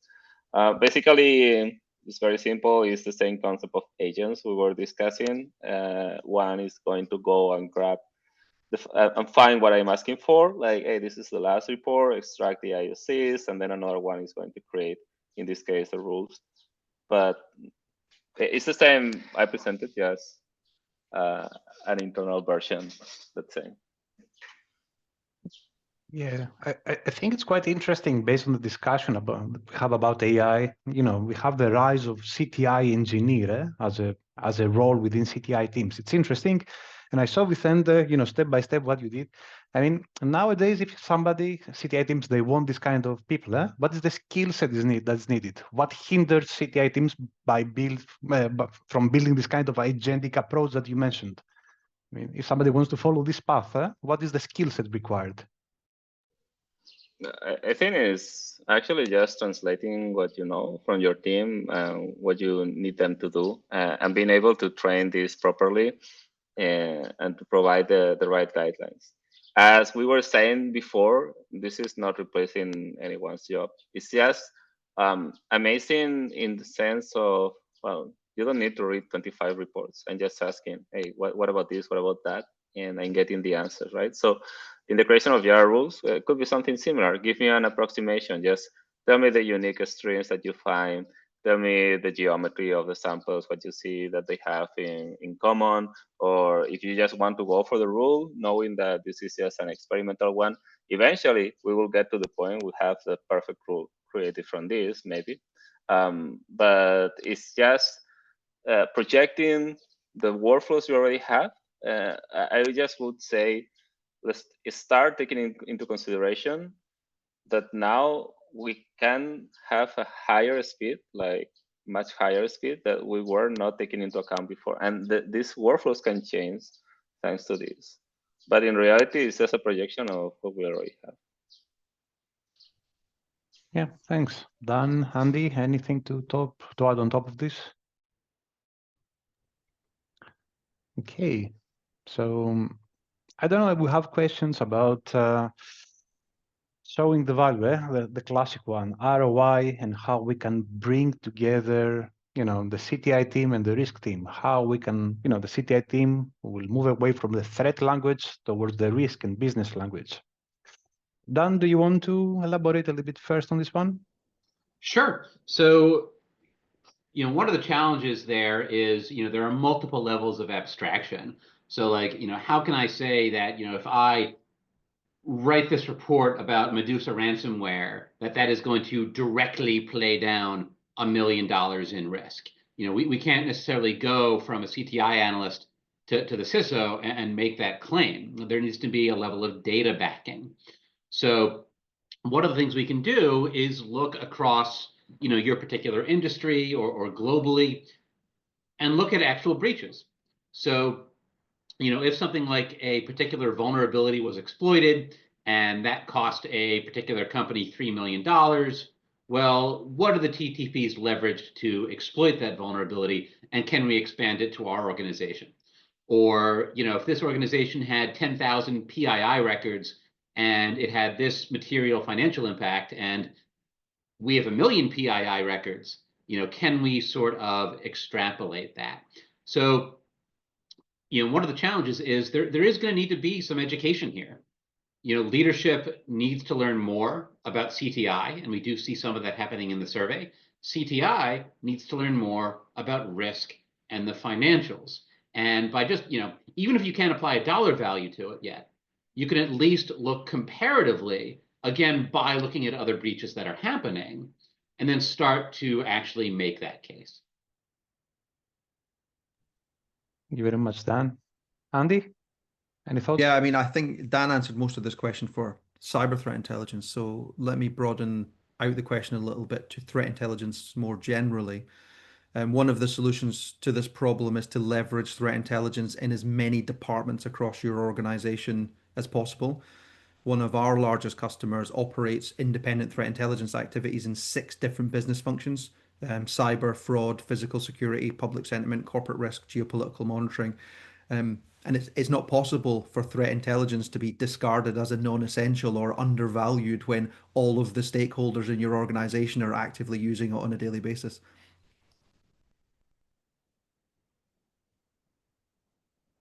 So what do you see, Andy, from your side, and based on the customers that you have? Do they manage threats in silos, fraud, geopolitical, physical security threats, cyber, or do we see a trend towards having a threat management program and unifying all these kind of teams together? It's a mixed bag. The customer I just referenced there, who I can't go into too much details about, they operate this thing that looks like a wheel. And every single one of those departments produces their own internal intelligence, but then shares that in the wheel with every other department. So it might be the case that you're looking at a fraud risk, but that actually turns into a cyber risk, and they can hand off that intelligence, or they can go reach in and get that intelligence.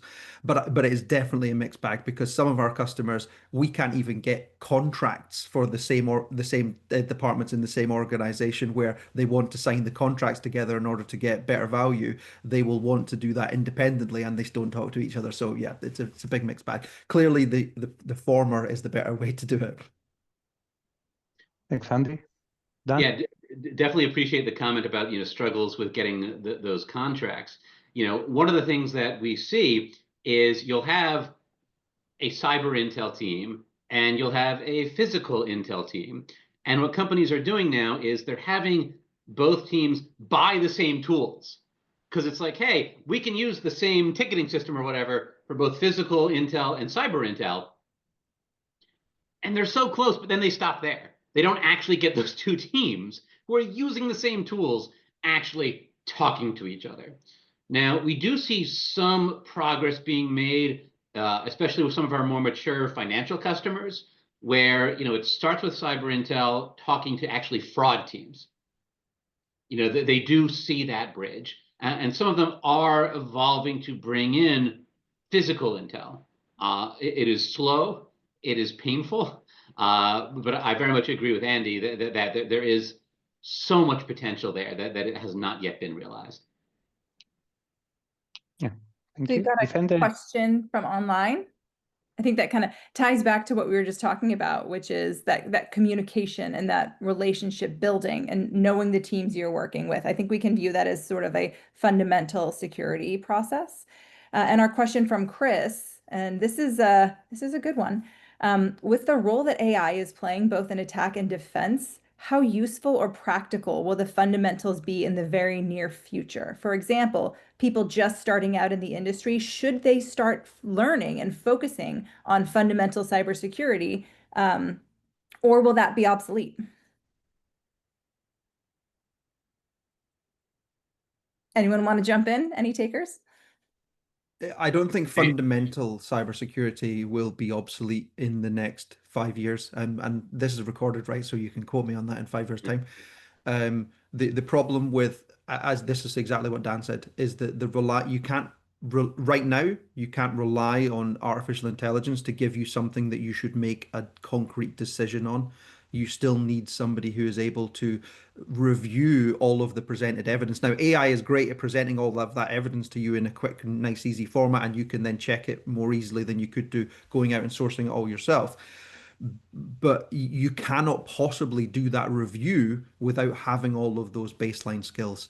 Now, if we're talking about starting a career now and still wanting to be working in this exact area in 40 years' time when you retire, I don't think anyone can answer that question. What I would say is be flexible, get your foot in the door, do something for the next 5 years, and if the environment has completely changed, go wherever everything is exciting, because the exciting stuff is where the money is, and that's where you're going to have the best time.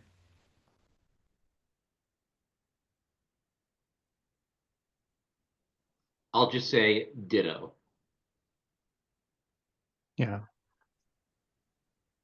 Okay, so we have a question for Vicente. Do we have, Vicente, given the nature of malware analysis, are there any specific guardrails or training that a model would need in order to support reporting using AI? So far, we are using generic models. Surprisingly, they are working well. Keep in mind that these models were trained also on all kinds of programming, and they are used to work with all sorts of code. However, it's true that there are different specialized models that are being created, not especially for malware analysis, but also, I guess, but in terms of security in general. I personally am not familiar with the results, if there is any improvement. At the end of the day, it's called, and this is our approach. And the change here is not that much in the agent, in the model, is more in the agents. So the agents are doing everything that you need in order for this code to be potentially analyzed by the model. So we are not, in this case, using anything in particular. But, well, I don't know, maybe I have no idea, because actually this changes so fast that maybe you can get better results with something that you train specifically. I see more like the agents maybe being able to have access to some particular RAG data and some functionality, kind of cyber chef, this kind of stuff. This I see it very clearly, but I don't know about the results. Maybe eventually we'll have something dedicated. Yeah, can you point the audience to any kind of tool that you think it might be useful as a takeaway, when the webcast ends, to go and have a look? In terms of malware analysis, or in terms of AI, or I don't know. I will suggest everybody to go play with all the new agents platforms that are available. The new agent SDK that is available in Google, and it's tons of fun. Now everybody is implementing NCP servers too. So I will suggest also people to get familiar with them and play a bit around. It's easy to deploy and provide some capabilities. So I think this would be my suggestion in terms of more security related. Everybody's implementing something different. Play around. I don't know, every day there are like 50 new tools, AI based, and it's difficult to choose, but at least to keep some understanding how things are moving, this is always cool. Yeah, thanks, Vicente. Anybody, anything else to add? Yeah, only to say that the more unique the task, the more bespoke the task, the more useful an in-house tool is. I mean, like I said, we started 20 years ago with machine learning and gradually evolved into what might be have been called AI 3 years ago, but now no one would recognize it as AI because it's not generative AI. But then if you're using generative AI, I can't see a situation where that is a useful tool and where the top level models that everyone's heard of are not going to be the best option for you. Now that is subject to future pricing because right now we're getting a kind of loss leader of pricing on those tools. In the future, it might be that the pricing of those becomes so prohibitively costly that a bespoke tool is better value for money. Okay, thanks.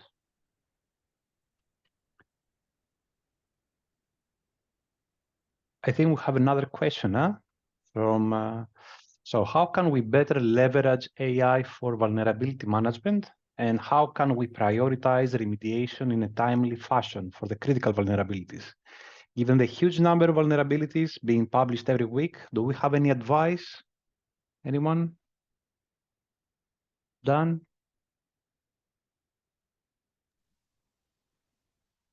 I'm trying to think, because I mean, vulnerability is a tough one because there is a level of standardization to vulnerabilities through like the CVE system, KEV.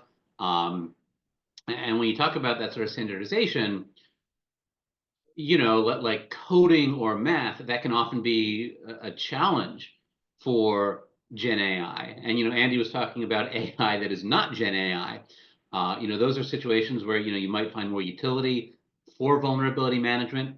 But, you know, the other element is, you know, you mentioned huge number of vulnerabilities being published. That goes back to my comment about, I guess it was a customer's comment, that AI is like the world's best intern. And, you know, there are opportunities to actually have Gen AI sift through all of those, you know, that huge volume of recently published reports. You know, now the challenge is that's not something that, you know, a lot of LLMs can do out of the box. There's going to need to be some technical know-how to actually integrate such a large volume. Once you do that, it's something that can help you sort through.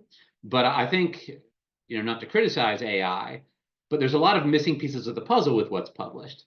Like, it's not just about the CVSS score. You know, there are elements of things like relevancy to my environment, to my industry. And I think, frankly, those are things that, you know, even a well-trained LLM is going to struggle to capture. I think this touches a little bit on enterprise architecture in the sense that an AI can only give you advice on what it can know. And if anyone on the call is confident that their enterprise architecture is an exact mirror image of what their actual architecture is, then please give me a call because you alone are probably worth billions of pounds or dollars. So, you know, yeah, getting that ground truth to the AI, the AI needs the ground truth, and getting that ground truth to the AI to enable it to make those intelligent decisions to say this vulnerability impacts us, because CVSS scores are they're not useless in the sense that they kind of give us a very quick priority, but in terms of tactical use, they are useless. They can't tell us whether something impacts us, unless we have a way of modeling our environment specifically to then give as an input to the AI. And if we can get to that stage and we're confident that that model is correct, then I think the AI would be able to do it better than a human. I would like to add something here, and I agree with what's been discussed. I think the difficulty in vulnerability patching is not in understanding or prioritizing anymore, because this is a problem that is being solved. It's about deploying, which is a different problem. So in reality, we are, I think, focusing on something that is kind of irrelevant in the complexity of what it means. This is solved. The problem is how you deploy and how do you apply this in a real scenario. And here I don't have an answer, like what is the right way to do it. Awesome. All right, we have another question. So we talked early in Andreas and my presentation about the impact of regulations on the CTI industry and community as a whole. How have you all seen those regulations, either the ones that have rolled out or the ones that are being talked about, change any of your work? Have you seen any reflections of that? I'd say we've seen a lot of good and a lot of bad. So for ISO 27001 in particular, with the new CTI mandate, we're seeing that push a lot of less mature organizations that traditionally would not have a built-out, well-developed CTI program suddenly interested in developing one, which is fantastic. Frankly, I think that CTI can benefit orgs of any size. So it's great that it's pushing them in that direction. DORA coming out of Europe. We're seeing a lot of financial organizations, of course, really diving in and using that as a driver to continue to mature their CTI programs. One, sort of bad element, depending on how you look at it, is in the US, there was a recent executive order basically saying that states are basically SOL because it's now up to them, not the federal government, to handle their cyber defense. So the reason that's a challenge is you have 50 states. That means you have 50 different levels of maturity. So we see a lot of states that are sort of panicking about this. But then we also see other states that are very forward thinking, really stepping up to help some of the other states mature. And frankly, I think we're going to see a lot of material impact depending on what state you live in. But it's going to be critical there, for the states and for all of us to just kind of help each other through that and help the states affected really mature the programs. Yeah, as that said, I mean, we have quite a big presence in Europe, and ISO 27001 and DORA are both law or highly popular here. Both have mandated to some extent threat intelligence. One of the things we are trying to manage with our potential customers is that kind of idea that they know they need it, but do they need it to tick a box, or do they need it to actually help their organization? And we're having to help to demonstrate to them that this is not about ticking the box. The box ticking is the thing that got you here discussing it with us. But we don't want you to take on a tool that's going to cost you loads of money just to tick a box in some legal or regulatory environment. This is something that can really help your organization. So let's sit down and work out how we do that. I mean, you can meet the requirements of DORA very simply using some out-of-the-box M365 tools. So, if that's the level of sophistication you're at, then that might tick your box, But if on the other hand, you're a multinational bank, that's probably not a great idea.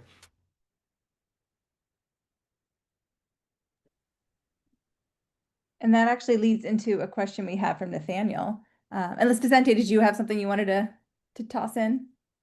Yeah, so Nathaniel asks, kind of on the other side of regulations, is the downsizing of the staffing and funding and capabilities of organizations in the US, like CISA and the local ISACs, Information Sharing and Analysis Centers.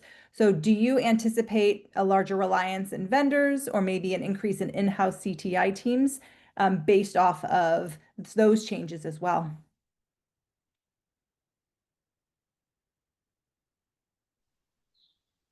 I think this can be, apologies, I just make it short. I think this can be, in general, I would say this is a bad move for the security community, because there will be a fight for someone to take over. and there will be some chaos in the middle. And one of the things from the survey we learned today, as Andreas was stating before, is like this standardization or this common language around MITRE, for instance, which is very positive because this is chaotic enough for even having all of these resources. So I don't know what the transition will look like. I just remember the day this was announced, there were like 5 alternatives already being announced in Twitter or whatever. So that's the period of chaos I'm a bit worried about.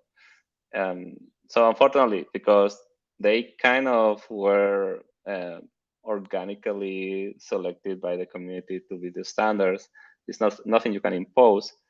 And now it looks like we need to restart this process.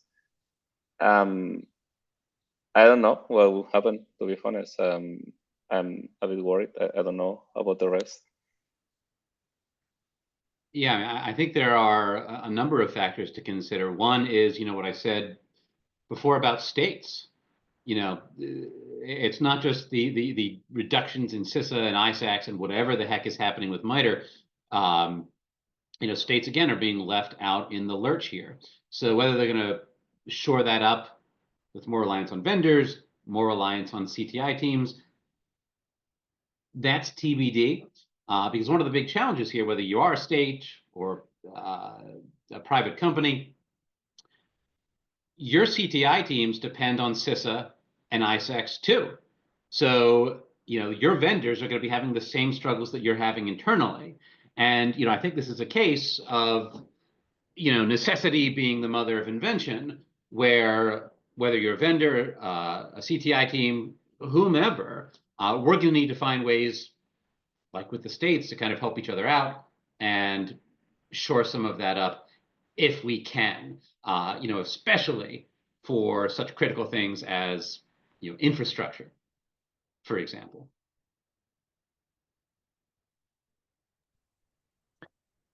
Okay, thanks, Dan. So I think it's about time to close our first panel. But before we close, I would like to thank you. And I would like everybody to, if we want to keep like one data point or one key learning from the survey, what would this be? Dan, you can go first. Just that the right people at the right part of the Intel cycle, the leaders, are primed to get more involved in CTI. And that means you've got a lot of momentum to finally demonstrate that ROI, finally get that buy-in, finally get that budget. And frankly, if you can do that, get that budget, that might help shore up some of the issues we just talked about with reductions in things like CISA. Okay, thank you very much. Andy? Just that cyber threat intelligence doesn't just come from the cyber domain. And in fact, we've seen over the last 3 years, particularly since the start of the war in Ukraine, that geopolitics and other physical elements are coming into that. And if you don't have that on your radar, you're probably going to miss out on about 75% of the potential intelligence that you could help you in the cyber domain. Thanks a lot, Andy. Vicente? I will just say that I think for many of the problems that we see in the survey and many of the concerns, we already have answers. And I will just encourage to explore them because maybe I understand it takes time to adapt and to realize and everything. But we are now in a sweet moment where I think we can really make good progress. So just let's start working on it. Okay, thank you very much. I would like to thank all of you, Dan, Andy, Vicente. Thank you very much. This concludes the first panel. Thank you, everybody, for attending. We have a break of 15 minutes, and we're back the second round of presentation. Thanks, everyone. Thank you so much. Thanks.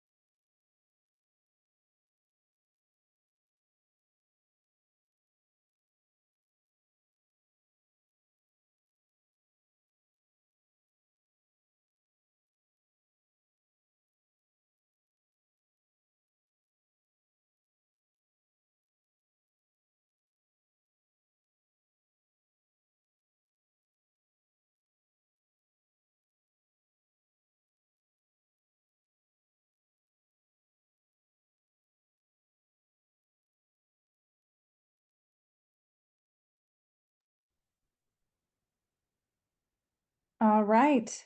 Welcome back from break, everyone. I hope you were able to stretch your legs, grab a snack, grab a drink, whatever you needed. And we are back with our second set of presentations, followed by a panel. So I would love to introduce Enzar from SOC Radar to kick off our next presentation.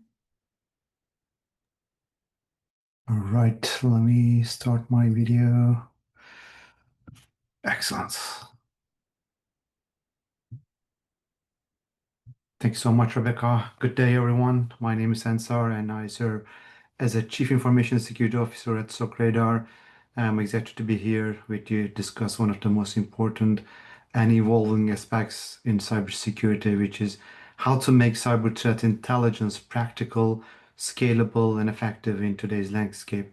And what I'll share with you today is a perspective grounded in both experience and data, and we'll look at the challenges threat intelligence teams face today, highlighted in the latest 2025 CTI survey, and I'll demonstrate how SOC Radar is addressing these changes through practical solutions, intelligent automation, and full spectrum threat visibility. And let's dive in. Do I have the control? Okay, great. So the SANS 2025 CTI survey offers a clear picture of pain points CTI professionals are grappling with, and many organizations still underutilize their internal telemetry contexts, making their intelligence less actionable. And formalized process like threat modeling and intelligence requirements development are still not widely adapted, which limits strategic decisions. And there is also a long-standing issue of justifying the value of CTI, and measuring return on investment or even basic effectiveness remains difficult for many teams. And another big hurdle is the technical skill gap. As threat becomes more sophisticated, the demand for technical capability, CTI analysts increases, but most teams are resourced in this area. And on top of all that, organizations continue to rely heavily on external data, often without fusing it with internal context. And while their workflows remain manual and disjoint, and finally, with the geopolitical tension and stricter compliance frameworks in play, the pressure on CTI teams to deliver timely and strategic intelligence is higher than ever. So, go back. Okay, SOC Radar, how SOC Radar can help. Let's now take a more technical dive into how SOC Radar directly addresses these systematic challenges in CTI teams face today. At its core, SOC Radar is a modular, scalable platform composed for interoperable components like attack surface management, digital risk protection, cyber threat intelligence, and supply chain intelligence.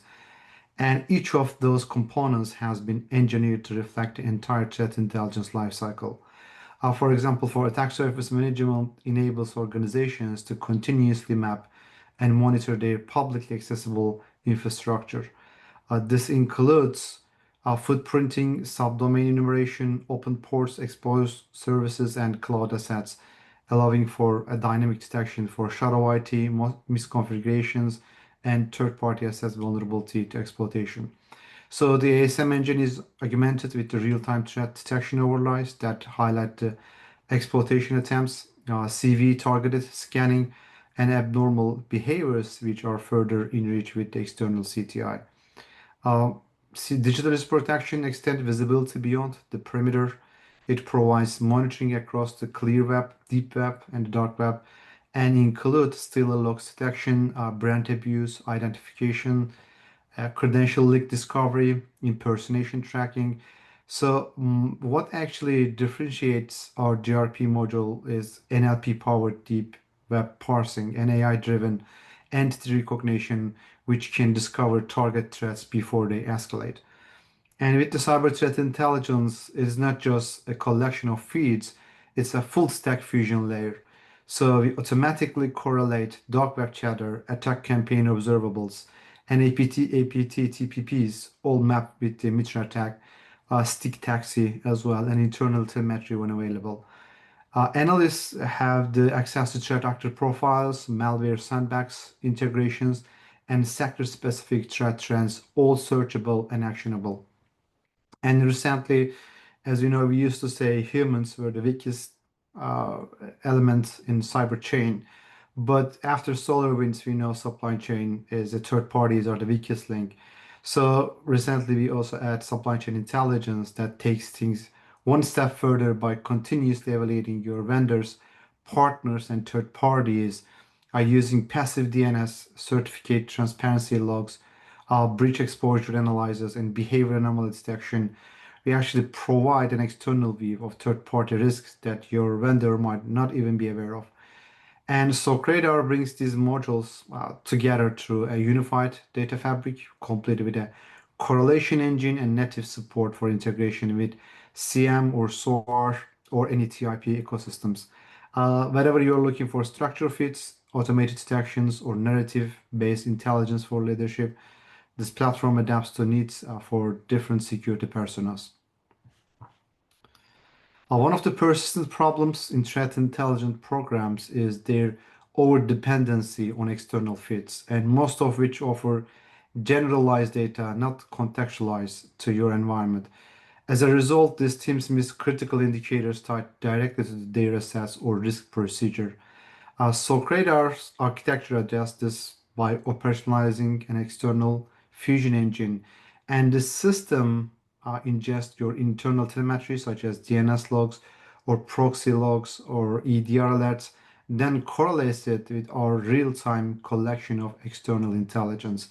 So our external sources include credential dumps, carding forums, or ransomware leak sites, Telegram groups, as you know, threat actors operating on the dark web, but most of them, especially ransomware operators, they keep opening new channels, and the new channels are invitation by only.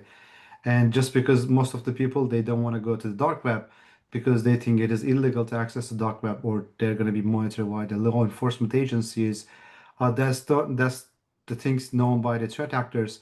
That's why they operate at the dark web. But at the same time, they need audience. They need to create a pressure on the company to pay the ransom. That's why they're also keep doing advertisements on Telegram channels and Discord channels.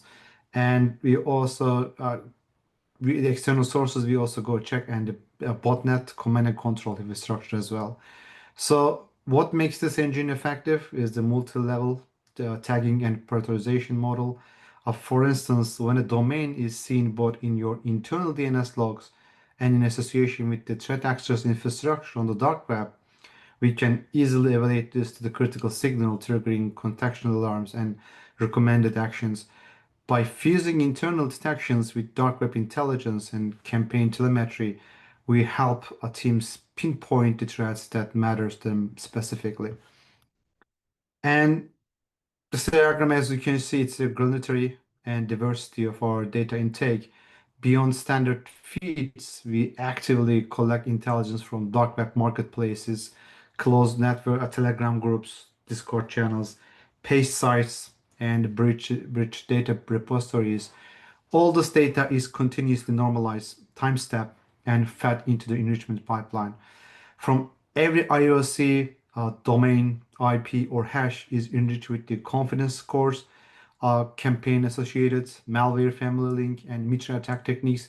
So our system also applies natural language understanding to correlate the seemingly unrelated posts or links, identifying latent threat patterns. And this isn't just passive data storage, it's an active intelligence layer. So our clients can perform reactive hunting, predictive modeling, and IOC clustering based on shared TTPs or active infrastructure. It is intelligence designed for analyst teams and engineered for the automation.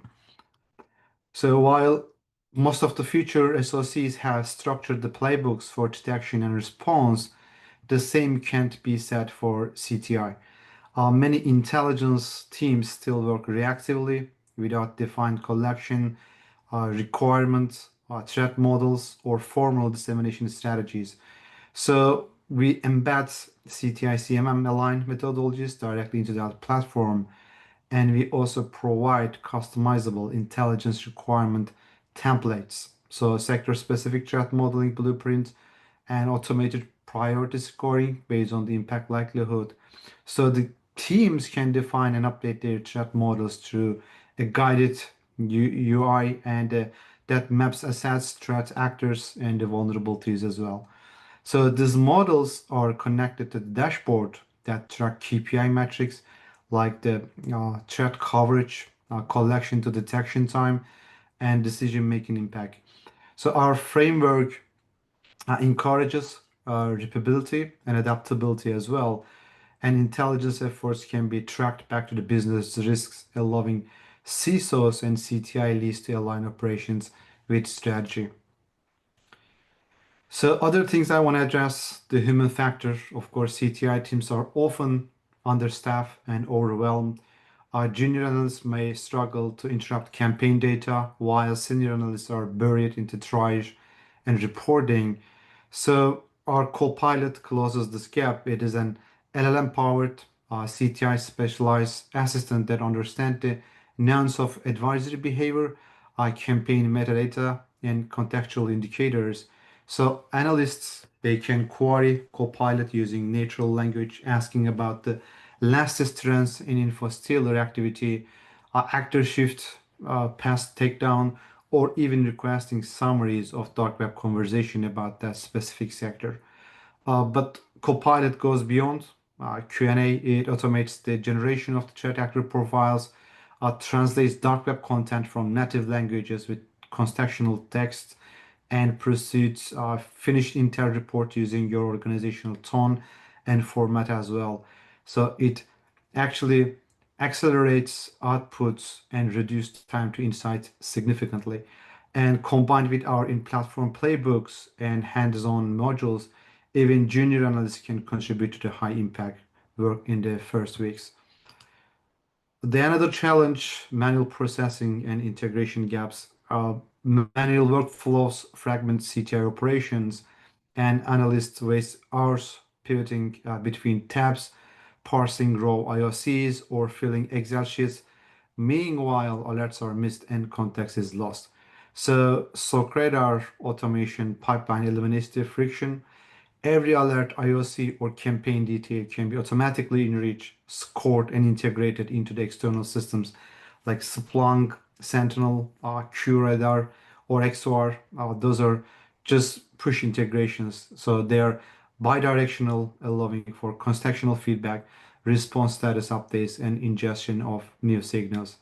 And whether it's automating adversary emulation plans based on the attack chains, exploring threat context into the case management tools, or synchronizing with the ticketing system for incident collaboration, our APIs and native integrations help CTI become a seamless part of the broader security stack. The other challenge we have is, I went too much, sorry.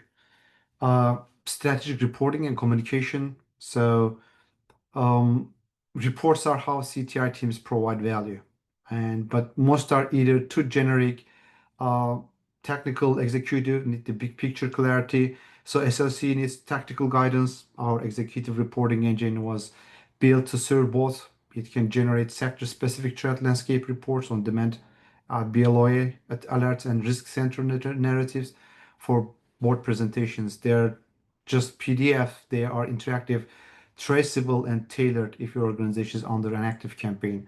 The report will include related iOS attack flow and the suggested mitigations as well. So you can schedule these reports, export them to external dashboard, en route them to stakeholders via integrations, and we support visual storytelling, geolocation overlays, and business and unit level impact analysis.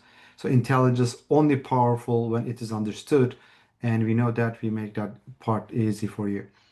And lastly, I just want to mention before closing my presentation, as powerful as platforms like Socradar are today, we talk about the AI, the future lies in the agentic AI. The traditional CTI is still reactive, bounded by the dashboards and depending on the static data pools. On the other hand, agentic AIs introduce autonomous persona-driven threat detection. I had one use case for you. One of our customers from Netherlands told us like threat actors are targeting with the fake advertisement the people specifically in Netherlands and the age above 55. So imagine an AI agent that doesn't just scrape data, but lives as a digital persona. So a persona that resides virtually in the Netherlands, speaks Dutch, and browses the web with a regional IP, and behaves like 55 years old consumer. And now imagine this agent receiving a Facebook ad for a fraudulent investment scheme targeted specifically that demographic area. So there is no analyst or platform would ever catch this with standard telemetry, but agentic AI would see the ad, identify suspicious language, extract the destination URLs, and launch automated threat scoring and takedown workflow. This level of threat visibility is nearly impossible without current CTI architectures. So at Socradar, we actively researching and developing prototypes of such agents, digital personas with mission-specific objectives, capable of autonomous reconnaissance and real-time risk analysis. This is the next level evaluation CTI, and we believe that agentic AI will not just supplement threat intelligence, but redefine it. So in conclusion, what I have seen in the SANS 2025 survey reflects that real-world pain points we hear from our users every day, and Socradar is built to address these challenges heads-on. We bring together automation, integration, strategic communication, and contextual intelligence in one platform, and we help your analysts to do more, your associates respond faster, and your leadership make better informed decisions. Thank you so much for your time, and I think we're gonna take the questions for the our session altogether. Thank you. Yeah, thank you very much, Ansar. Feel free to send any questions in the Q&A in Zoom. We will address them later during the panel discussion. And I would like now to introduce Bart from Infoblox. So Bart, the floor is yours. Andreas, thank you so much. Thanks so much for the intro and also great insights on the survey. Hi, my name is Bart Leonards Bergmans. I'm a security strategist that focuses especially on threat intelligence. And the survey from this year was very, very interesting. Why? Because it had a couple of very good insights around communication, also on how threat intelligence specialists are really concerned about the evolution in the threat landscape. In my presentation, I'm going to talk about some key observations that were discussed or are covered in the CTI report, as well as some opportunities to look at and how Infoblox can help in solving this. At the end, we will do wrap up, especially about the threat intelligence that Infoblox provides and where you can find more information about this. So with this, let's start with the first topic. And the first topic is really about the dynamics in collection. As we know, security and effective security is mostly a data problem. And for organizations who have the high value intelligence, they have the high value intelligence because they have solid telemetry. In the report, especially in figure number 4, we saw that for 60% of the organization, the collection process is still done ad hoc, not planned or not completely defined. And that's normal, that's acceptable. CTI teams keep looking continuously for new telemetry as well as new data collection plans. And what's the driver? Well, the driver is quite simple. The landscape keep changing at incredibly fast pace. When we think about new threats like adversarial AI and how adversarial AI can render meldic verdicts very, very quickly into false positives or false negatives in many cases, and this is at high volumes. This is really a concern. Also, impersonations are a real thing, and there's a lot of new AI tools that are freely available to adversaries. And one thing that we especially discovered was large-scale distribution systems to mislead threat research teams and by posting or giving to threat research teams sometimes decoy site instead of the real site. The bottom line is that actors modify their TTPs and they're doing everything to stay out of the spotlight of threat researchers and threat research teams, of course. So what's the opportunity? The opportunity is to move more to what we call left of boom, or start exploring more of the pre-attack telemetry, or use a telemetry that cannot be altered by actors. At Infoblox, we provide critical DNS services, and that is, of course, an incredible opportunity because DNS is a very important instrument. It's an essential element. It's preceded by any internet connection, and also actors use it. Actors need to set up their DNS before they execute their attack, before they start infiltrating or sending out malicious content. And so the picture that's shown below actually is all the fingerprints that actors can leave behind inside the DNS infrastructure. An actor has to, when he wants to use a certain website or when he collaborates with someone, then they need to register the domain. They need to make sure that the DNS is configured correctly, that they have resolvers, that they have a DNS service in place, that they have a top-level domain to which they line up, a secondary domain that they picked out. They need to activate the service. They need to activate the infrastructure that's been pointing at by the DNS names. And then, of course, they can use DNS also to distribute their attack. Basically, you can use dynamic DNS to start doing load balancing. And so all those items that I was mentioning are all what I would call pre-attack fingerprints that actors leave behind. And they are very, very useful. All these steps also provide critical insight. And this not just at the moment of the attack itself or the moment of the intrusion, but it starts usually days or weeks before the attack. And we'll talk more about this. So the first observation and the first opportunity for threat intelligence team is, yes, it's good to look at the expansion of new telemetry, but especially start looking at more pre-attack telemetry. And this brings us immediately to what can you do with this? In the next slide, or one of the observations basically in the report was the high number of use cases. Threat hunting was definitely and has become number one, but there are many, many other teams that are using intelligence and threat intelligence today. Detection engineering, of course, but also you can use it for actor profiling, setting up your actor profiles, building up your own profiles, understanding who could come after you. You can use it for enrichment of your SIM. You can use it for streamlining incident response processes and many, many more. So there are a lot of threat intelligence consumers. What is happening that today, a lot of these consumers, they are often in what I would call the reactive part of threat intelligence. Basically, they're going to use threat intelligence for detecting specific activities that have reached their environment, or because they assume the breach, they are going to do hunting, and they assume basically that their controls are ineffective. And they're going to do hunting because they know that some of their controls, some of their security tools that they have in place is not effective enough.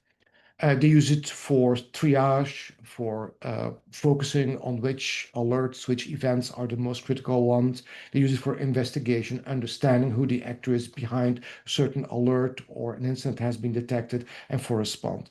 But ultimately, where a lot of these individual use cases are focusing on is really on reactive intelligence, or they're using threat intelligence in a reactive way. The malware, the malicious payload, the phishing, the email has arrived on the doorstep, and now you're using threat intelligence to detect this and to hunt for this and start remediating this. There's another area where you can use, and especially the DNS intelligence and the DNS insights that we were just talking about in the previous slides, and that is called predictive intelligence. So by looking at how actors are setting up their infrastructure, and the time between setting up the infrastructure and when the malicious payload is delivered is an incredible nice opportunity to extracting predictive intelligence and start now applying this immediately into your controls. That way, not only do your controls are better prepared and can better protect against emerging attacks, but this is also very useful in stopping any malicious payload before it reaches the victim in your environment, before it actually leads to the victim or the user inside your organization. The benefit of looking at the predictive intelligence is that, of course, better protection, but there's another benefit, and that is you can take a lot of the loads of the security operations teams. You can take a lot of the workload off. You can reduce the number of alerts. You can lower the number of tools that are necessary. You can fine-tune some of your controls, especially to the threats that are reaching your environment or that are detected that have been identified via predictive intelligence workflows. Now, something I want to highlight immediately, this is not necessarily an or. It's not that predictive intelligence is going to replace immediately, and there's no need anymore for reactive intelligence. You need both. You need predictive intelligence as well as reactive intelligence. Reactive intelligence is necessary to win the battles, to enable your soldiers to win the battles. When an actor is targeting your environment, when an actor is in your environment, to mitigate that risk and get the actor or reduce the risk, basically. Predictive intelligence is different. Predictive intelligence is really about stopping the logistics that actors are using, especially to deliver their loads, to evade basically a lot of the detections, to go undetected and deceive some of the victims in your environment. So it's not an or, it is both. But there's a lot of savings that you can do with this, and we're going to talk about it in a couple of moments. The last observation is, like others have mentioned, is budget and ROI. As we saw, is lack of funding, lack of management buy-in is one of the biggest inhibitor. And it is no doubt, it was mentioned already today, that security spending is questioned, not just threat intelligence, also around certain security controls. So what is the right approach now to start thinking about adopting new threat intelligence, implementing it, and showing value? And this is sort of a crawl, walk, run scenario for new threat intelligence, for building out, implementing new threat intelligence. And so it's 4 simple steps. Step 1 is basically have an expert that knows more, for instance, about DNS, to come in and run a one-time assessment just by handing off some of your logs, by looking, observing at your existing infrastructure. There's a lot of things that can be known, that can be derived from this, and identify a risk immediately that can be seen. Those are some of the things that we offer, of course. We offer those one-time assessments, but more importantly, we can help you generate a one-time report that you can use then to present to the board, to the security leaders, and locate then a budget for the next step. And the next step is then start simple. Start with some essential tactical as well as operational insights, start collecting those and match it against your existing monitoring, and feed the individual SOC functions so they become more aware about some of the risks and some of the threats that they have not seen before. One of the biggest of them that we know is the evasion of threat research, basically. Then once people are aware about those risks, then it's the right moment to start implementing and start blocking high-risk malicious domains. We recommend to doing this in a later step rather than early on, because when you start doing this, there can be a lot of confusions inside the security operations team. But once you start doing this, that's also the moment when you can start measuring the impact. Look at reduction, or look at how many how often something is being blocked. Report on what's being blocked and where it was blocked in your environment. Start also reporting on how many events you're seeing, how many alerts you're seeing less in your SOC. And then the last step is really about adjusting existing controls. Are all the controls in your environment doing the right things? Maybe replace them, maybe tune them better, especially towards some of the threats that we saw earlier was advertisements, malicious advertisements. And then once you do it, always report back. Anyway, this is sort of a step-by-step approach to get into a new CTI and maximize it. All these steps don't combine. They may be a little bit expensive, but if you do it step by step, there's not necessarily immediately a cost to it, and you can prove each time the ROI on this. Okay, a little bit on Infoblox. At Infoblox, we collect trillions of DNS events per day, and we split it up into real-time as well as passive DNS. Out of this, we distill out that threat intelligence, and we focused really on the predictive intelligence. As a result, right now, we detect about 75% of the threats, the malicious domains, before any customer engages with them, just by looking at the behavior of the new domain, where was it created, who owns it, what's the registrar. A lot of passive DNS where we compare it to baselines that we have in hand, and we compare it against it. We can mark 75% of the domains that cause a threat later on as malicious.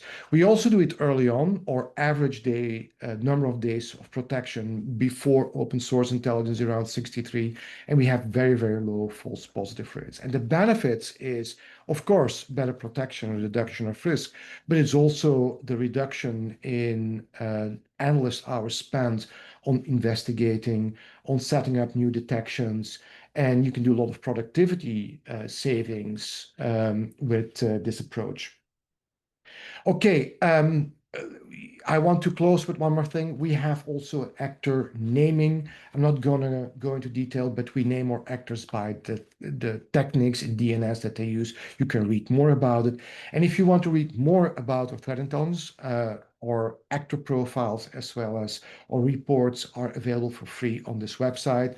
And you can also reach out, first of all, through our website, but also by going to our Mastodon channel, where you can see recently published in the reports. With that, I think it's time for the panel discussion. It is. Thank you so much.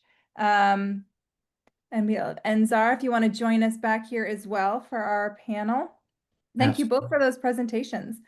And both of you talked about kind of the dual role that analysts have, which is looking at internal data and then enriching it with external data. So to kick us off, what are the major internal and external sources you think CTI teams should be using? And are there any you think are underutilized and that you wish CTI teams used more? Do you want to go first, Mark? Yeah, so what are the external sources? I think there's right now, I think what I see huge demand for is especially on the landscape reports. The landscape is changing and it keeps changing, especially with the introduction of adversarial AI. And so the battle is really right now about finding new insights that what is happening inside the adversarial world itself. You can have great tactical insights, you can have great insights on how well your own security controls are, but ultimately the actor world is something that is unique, that is happening often way outside your organization. And having good trends on where are actors focusing on, what are the new techniques, how are they trying to stay out of the spotlights from threat research teams is, I think, great, because then you can also you can put in a grain of salt on all the existing threat intelligence that you may already have, and you can start refocusing on specific areas. So this dual role is really where the threat intelligence become valuable, not in isolation, but in correlation. So let's start with the internal sources, because this is often where CTI teams are under leveraged. You have got your DNS, proxy logs, your endpoint detection events, and your SAM alerts. Those are the technical once everyone knows. So, but there are also tremendous value in business contextual data, or your vulnerability management platform, your assess inventory, even emails from executives about upcoming product launches, or don't forget the HR data, like onboarding, offboarding activities, travel schedules, and even organizational structures. All of those provide context that helps the CTI analyst determine what is relevant and what is not. So context is what turns an IOC into a decision-making asset.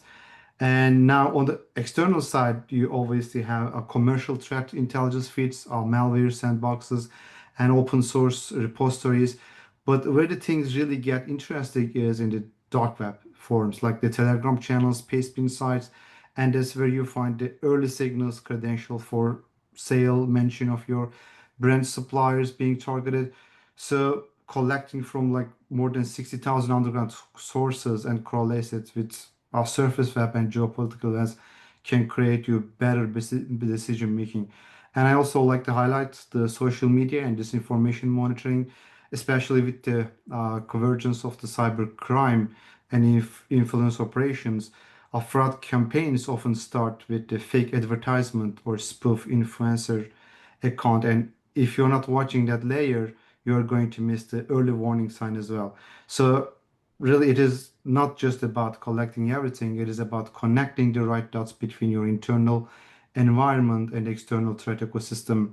And that's where the modern CTI platforms increasingly also play a critical role.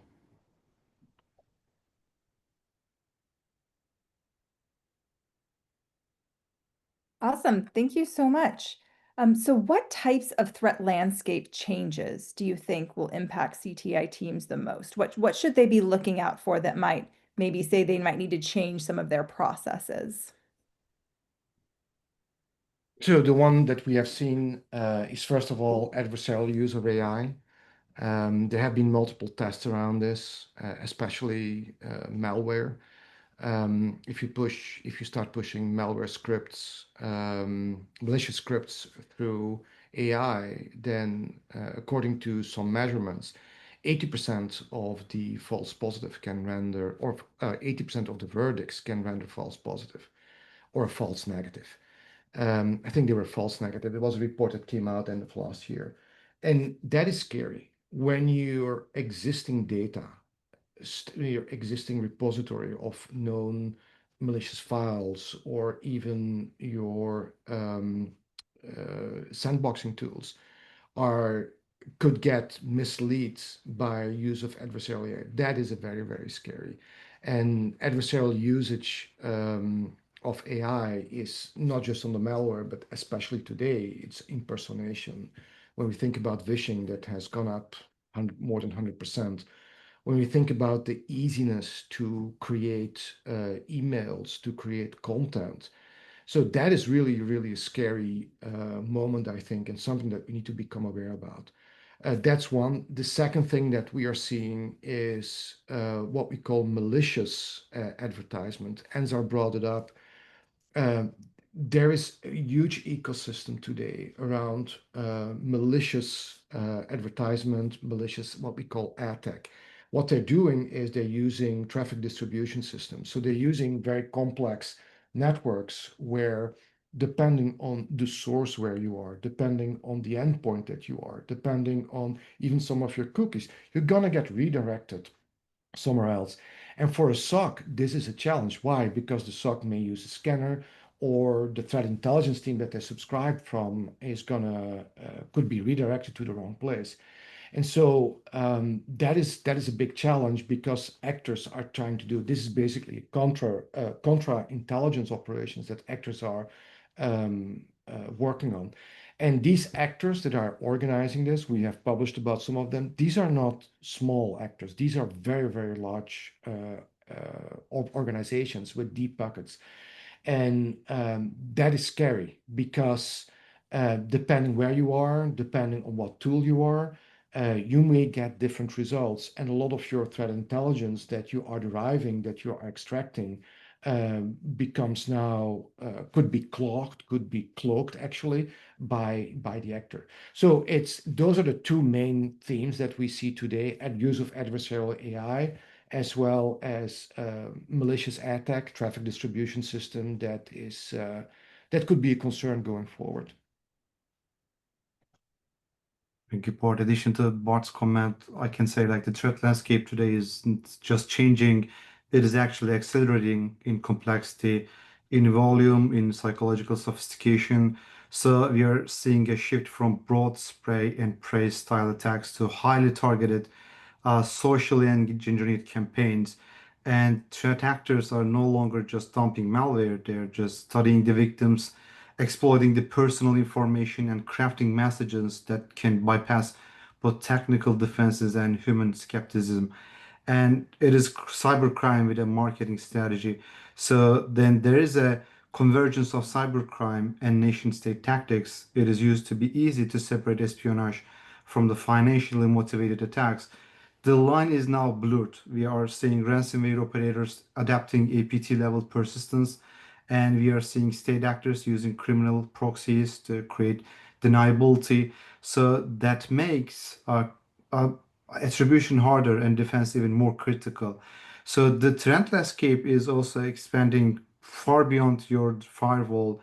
You have to monitor the deep web and the dark web and the surface web, social media platforms as well. And with the supply chain attacks becoming more and more common, we know that especially the Lazarus group from North Korea, they specifically targeted third-party organizations instead of focusing the higher level security organizations. It is not just enough to defend yourself. You need visibility into your partners and vendors. And one weak link can be your breach point. And then, of course, there is an AI, as Bart also mentioned, advisory AI used both for defenders and attackers.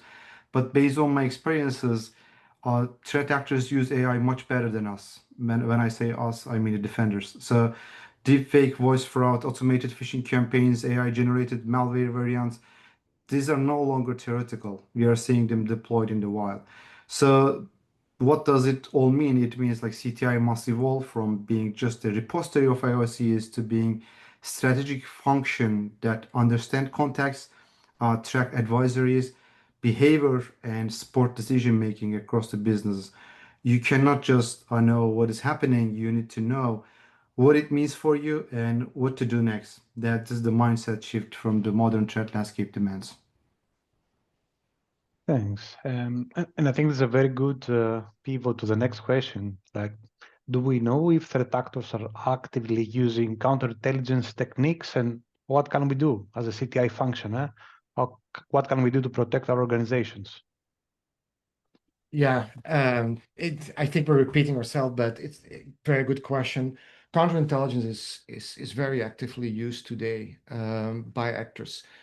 Ensar mentioned, if you go to deep dark web sites, you can see that actors are advertising. They even guarantee saying, oh, this will not be detected by these security vendors, or these endpoint protection platforms will not detect this, guaranteed.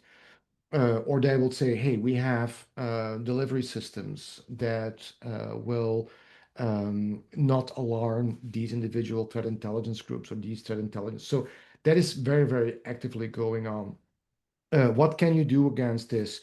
I think it is looking for new sources of threat intelligence. So underground sources are very good. Underground communities, deep dark web is very good. Not necessarily the individual ones, but the global trends. Like, what are the trends, especially around a certain group of ransomware that's coming up? Why are they certainly coming up?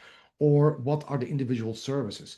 One of the most important thing to build out, I think, in the CTI program is start thinking about the ecosystem. You have actors that are actually targeting you, but then understand, how do these actors work? Do they work standalone? And do they have what are the specific objectives? Or do they work as a conglomerate? Do they work together with others? How are they collaborating together? And having then understanding, like, what are the specific tactics that they're using? How are they weaponizing their malicious payloads? Or how are they weaponizing their infrastructure? and who are they targeting? Tracking that on a continuously basis is much better.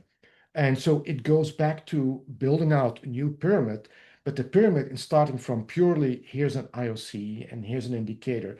It needs to start going back into almost focusing first on the actors and what are the tactics that they're using, what are the actors that the tactics that they're using, not just during the attack, but also before the attack. How do they work together? What's the ecosystem?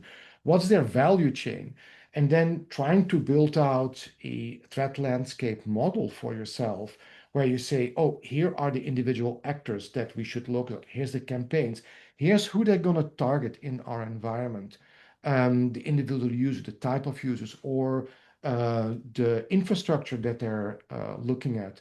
And so building out that scope, I think, is something that requires time. It's time consuming. You need much more than just the tactical intelligence. You need to get a broad view on this and build out a threat profile that is really linked into the actors.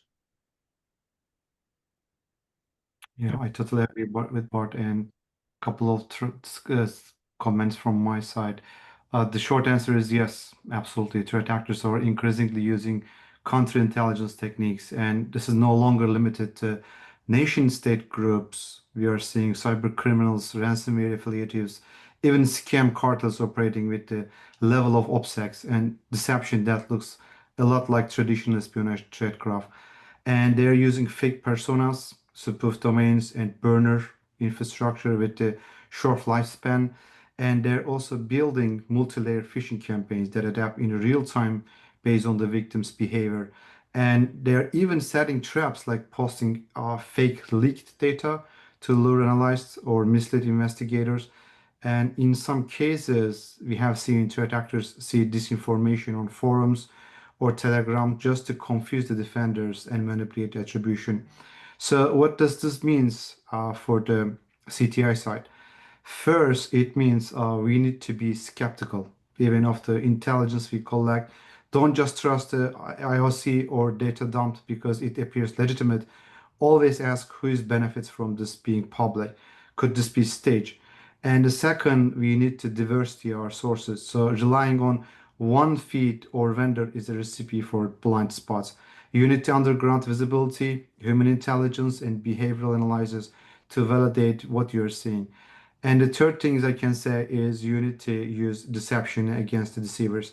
So that could mean deploying honeypots, dark web beacons, or even agentic AI personas that simulate victims to observe how actors behave when they think no one is watching. And maybe the most important one, we need to operationalize intelligence. It is not enough to write a report. We need to feed insights into our detection rules, inform our risk models, and help guideline the security investments. So counterintelligence is real, and CTI needs to step up as both the radar system and the strategic advisor that helps the organization see through the fog. And this is actually where the value of CTI truly comes into focus, not just collecting intelligence, but knowing how to question it, weaponize it, and use it to outmaneuver the adversaries. So where do the value of threat actor profiles fit into all of that? I know we've talked in our last panel and some of the presentations about CTI analysts as storytellers. So how does that kind of fit into the story? So a threat actor creates what I would call a common language for everyone in the security team. And that's really the nice thing about this. So rather than pointing at an individual alert or an event or even a tactic or a file, when you start looking at an actor, you start thinking differently. And so what you can do in the first place is saying, well, who is this and what's the objective of this actor? Is it geopolitical? Is there a nation state sponsored actor who's looking for espionage? Or is this an actor who's really an e-crime actor? He's financially motivated and he looks at an individual in the organization. So that's the first thing, is understand what is the objective that the actor has. The other thing that you can, if you have actor profiles, is start building out how does the actor work? What are the tools of trade that they're using? What do they use to get to the point that you see them? Or what are the tools that they used before this? What this allows you to do is track back, is where my controls, where there are other controls maybe that have that were tripped. Also, you can use it for instant response. Oh, we detected this. Did the actor go any further? So it helps you in walking back, but also going forward, saying were there other risk, other evidence that was impacted by the actor. So that's the second thing around this. The third thing is for security analysts, it's also an important pivot point. If you have that information about the actor, and you know more what he has done before, what they have done before, what has happened after, you can start also looking at additional evidence, additional indicators, or even additional operational intelligence and saying, let me start hunting now for, are there any specific RMM tools that this actor has been used? Let me look around. So it's really a common terminology that allows you that, first of all, creates a common language. You're not talking about the individual tactic, but what has happened before, what happened after, what are the other avenues that I should walk on. That's really on the operational side. On the risk side, it allows you also to build out a threat profile, saying, here are the type of threat actors that we think are most than likely going to come after us. Here's the tactics that they're going to use. Here's where I'm going to focus now my attention in from a security control perspective, from additional practice that I'm going to use, maybe investments. And so you're going to focus on this. And what you do in this case, again, is you make the strategy a little bit more tangible by formulating the actors and by formulating especially the risk that they can pose to your organization.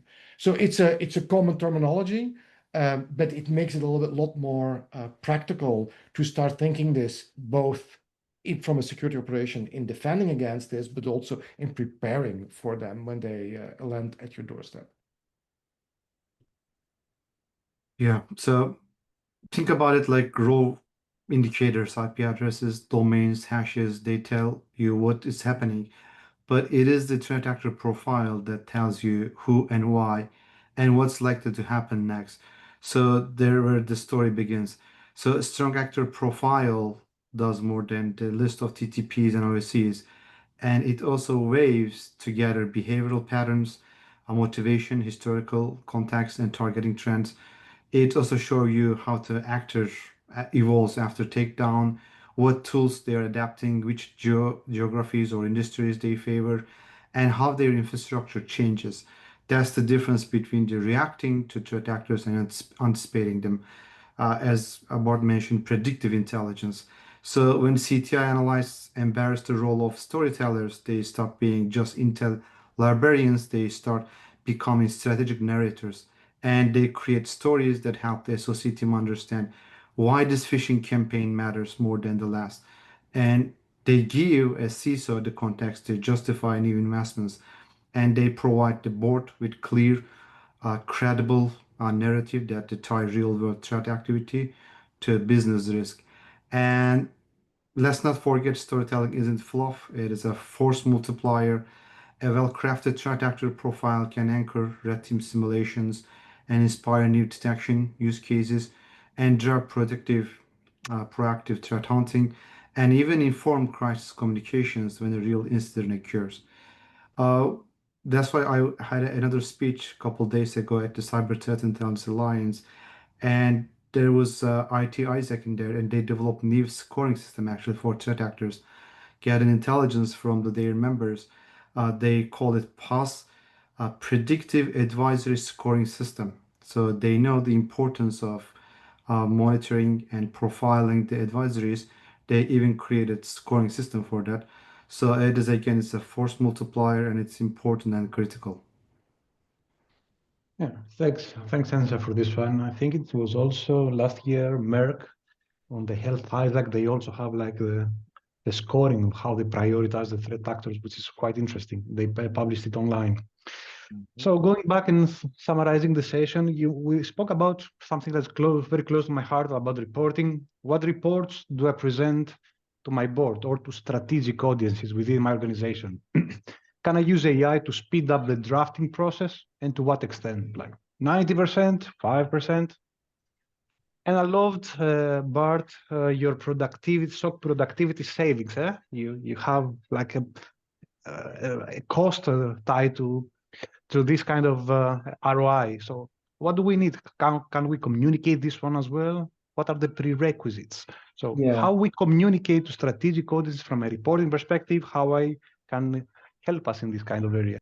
Yeah, I think there are three items when you produce a report for the board. First of all, if you're not using LLMs yet today in pulling together a lot of threat intelligence, especially existing strategic reports and existing landscape reports, then you're missing. This is where AI is so great in pulling that together.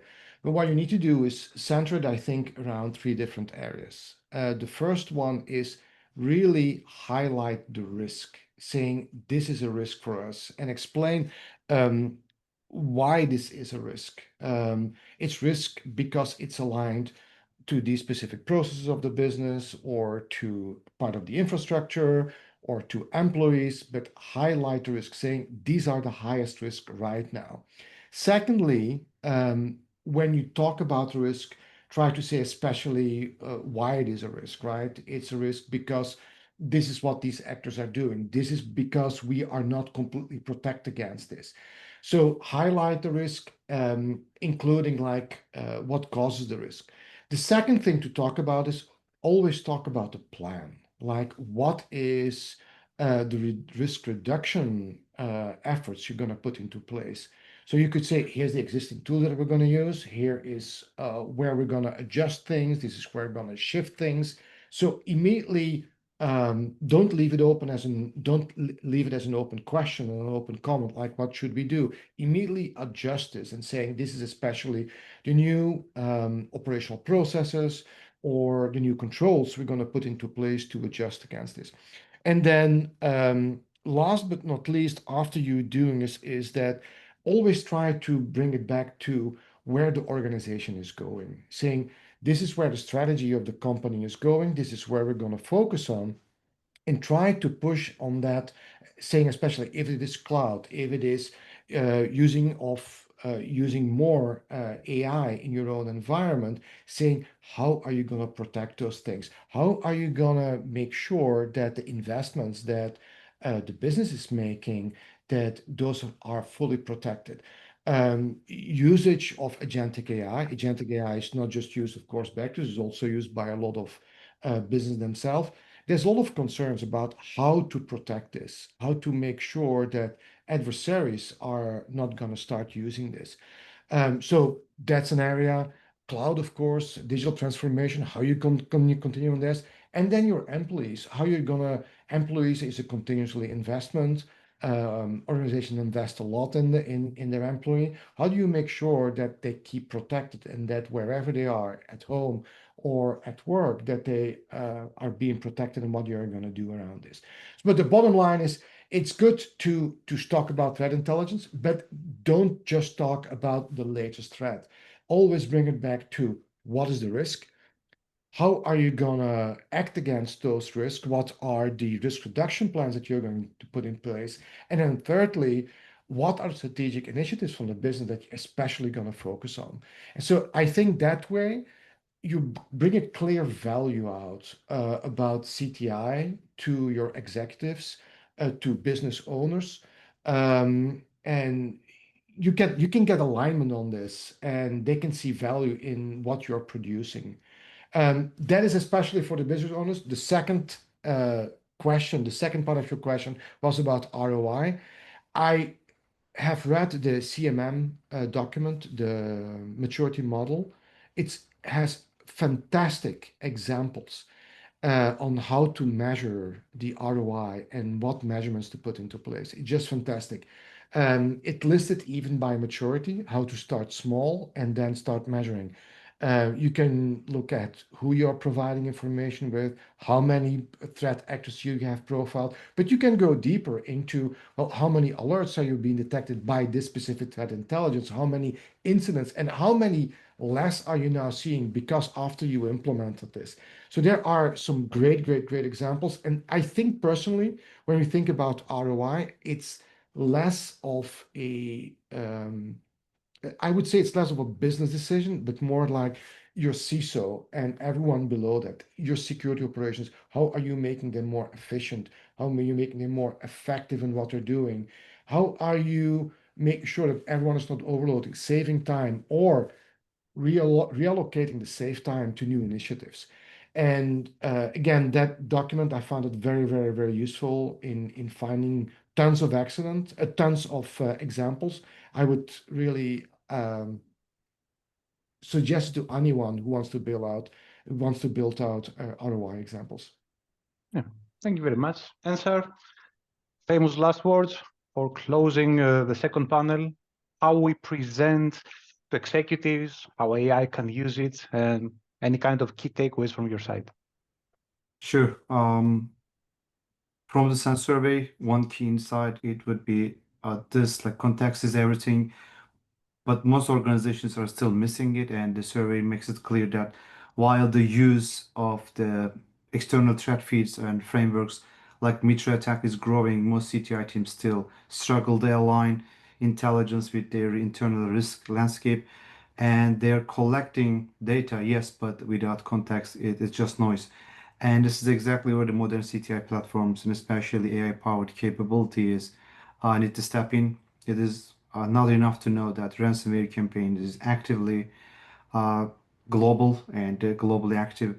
What matters is your sector, your infrastructure, your region is being targeted or not, or your suppliers exposed. Did your credentials surface on the dark web last night? So far for me, the biggest takeaway is that the future of CTI isn't just about more data. It is about connected intelligence, fusing internal telemetry, external signals, threat signals, and business impact. That's the difference between a report that sits in the folder and intelligence that drives real action. Yeah. Thank you. Thank you very much for this fun. I would like to thank both of you. Thanks, Bart, and thanks, Sensar, for this panel discussion. Really insightful. And I would like now to invite Ashley Jess from Intel 471 and Nathaniel Ripko from Cyberproof. We will kick off the third panel. Welcome, Ashley and Nathaniel. Okay. So thanks for joining, and we're glad to be here with you. Let's start with a question like to kick off the panel discussion. So what is your biggest takeaway from the SANS CTI survey? What surprised you? You think has too much weight? Yeah, Ashley, you want to go first, please? Yeah, I can go first. The part that I found most interesting, perhaps selfishly, since I'm an Intel analyst, was the actual reporting dissemination methods. I just found it really interesting that reporting is still the number one, with threat landscapes being like the number one on top of that within that category. I find often, we write these and they're underread. I find there's a lot of them that go out. And so I find, with external teams that maybe don't have a stake in the one that we wrote, but someone else wrote, it's that, there's several, 20, 30, 40-page PDFs that come out, especially at the end of each quarter. I feel like there's like 4 a week there at those benchmarks. And so I find that not everybody consumes them. So it's really nice to know that those are still very popular. But someone else was talking earlier about that exact thing, with those being hard to consume. And so it's a nice area possibly for AI to kind of collate that data. So it was an interesting point that someone made earlier. But I've just found that aspect the most interesting to me personally. Thank you very much, Nathaniel. Sure. First of all, overall, I think it was a very interesting survey.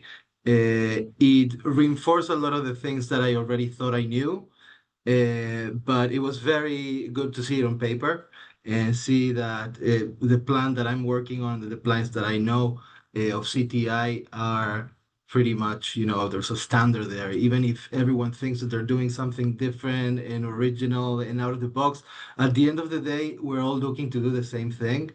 And I thought that that was really interesting.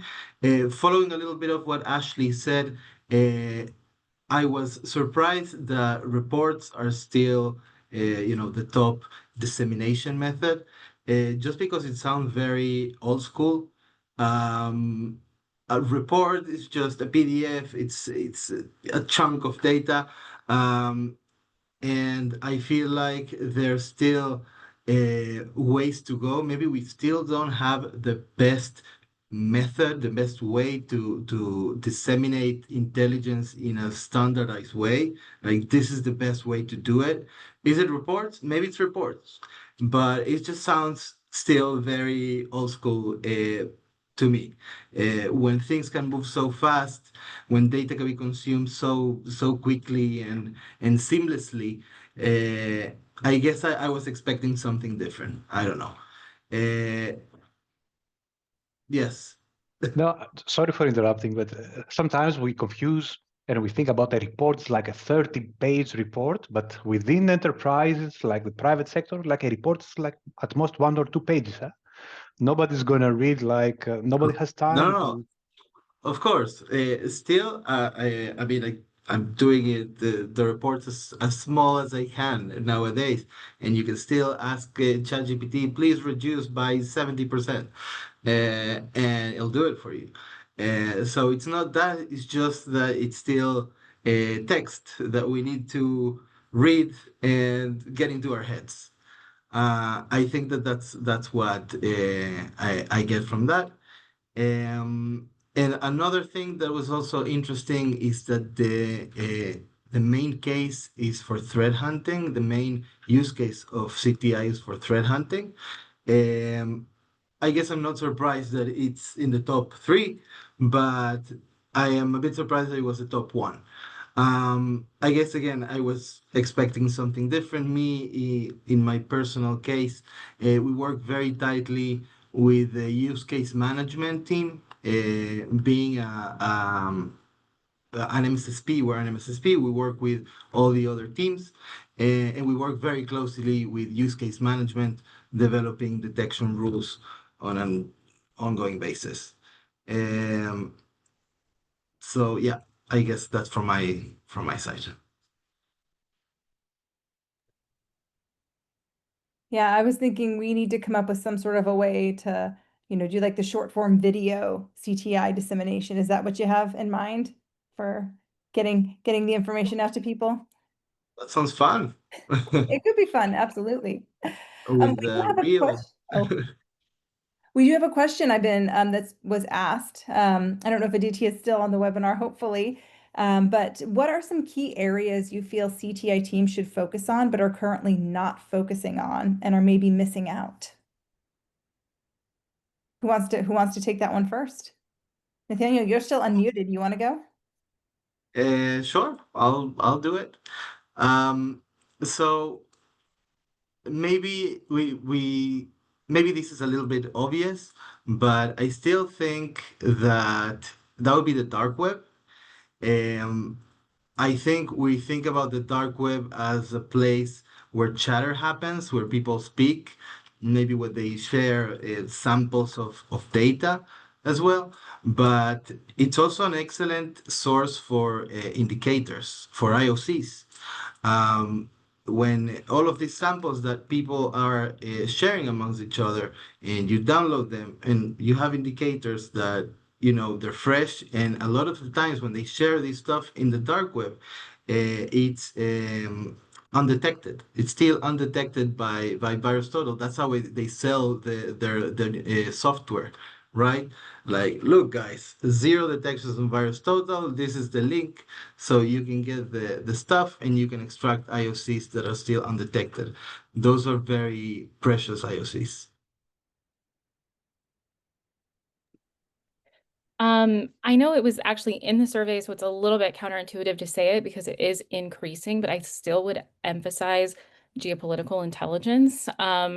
as you know, I know Andy touched on it. I think NSAR touched on it earlier as well, but they are really increasingly influencing the cyber threat landscape in a couple of different profound ways. And what we found so far when we're talking about geopol is we're at this like starter stage where people are like, yeah, I know this event happened, but it doesn't impact my organization directly. So kind of widening that understanding of the geopolitical landscape and why you should care is still something that's missing a little bit, I've found in practice. It is becoming more critical for CTI teams to understand the relationship between these events in order to kind of assess and mitigate these emerging threats effectively, and also start, like thinking about why they need to possibly change how they operate with this, increasing convergence of politics and cybercrime. So you can't just focus on technical IOCs or traditional attack vectors, in order to make the most accurate and comprehensive assessment that you can anymore. You need that nuanced understanding of international relations, which also partners into the other part of the survey talking about expertise of analysts. Can you have a technical analyst that's also a geopolitical specialist, or do you need a more well-rounded team? That's another follow-up question to kind of consider in this space. And for us, we also had to also consider our intel requirements. Did our intel requirements address this, or did we need to actually pivot to include geopolitical ones? And we did do that. We built a whole new set of geopolitical intel requirements that built upon our traditional intel requirements to enhance it. So it's one thing to understand like, oh yes, like this geopolitical event is happening. Hacktivists are going to then target this sort of sector in this country. It's a lot more nuanced than that. And I feel like that's still lacking in CTI more broadly. So how do you get there? Is it a mindset shift that's important, or do you actually need to go out and find people with different skill sets in order to address that geopolitical intelligence gap? That's a good question. I mean, I know there is that part of the survey that was talking about more external information, and that is where OSINT really can help you, and it's OSINT, right? Like it's not cost prohibitive to sort of start integrating these things, but I do think it does require a comprehensive approach. You have to have those sources of geopolitical information and intelligence, whether that is OSINT, it could be a vendor, it could be a political analyst team. I think it just depends on the size of your organization and the resources that you have, because to pretend that budget is infinite is a farce, and I wouldn't recommend it. For us, we really did just sort of look at our intelligence requirements and addressing those and having collection plans and addressing it like you would any other aspect of what you need to collect. From a practical standpoint, maybe you don't need an analyst, but it does mean incorporating geopolitical context into your regular threat intelligence reporting to kind of bring that in. You can also implement threat hunting strategies. I know threat hunt was a really high use case. You can use that in the international, geopolitical realm, in that intersection. It could be looking for early signs of state-sponsored activity that aligns with, a significant political event, or tracking the behavior of threat groups that have, historically aligned with certain political ideologies or state interests that might impact your organization. But however you do it, whether it's leveraging OSINT or new intel requirements or a specific team, understanding these dynamics helps your team be in that proactive state, which is that other aspect of the survey, right? You never want to be on the back foot. So it's just key, no matter how you do it. But I do recommend reevaluating your intel requirements to include ones that are geopolitically focused. Interesting discussion about intelligence requirements. And I would like to ask Ashley and Nathaniel about how do you see your clients coping with intelligence requirements?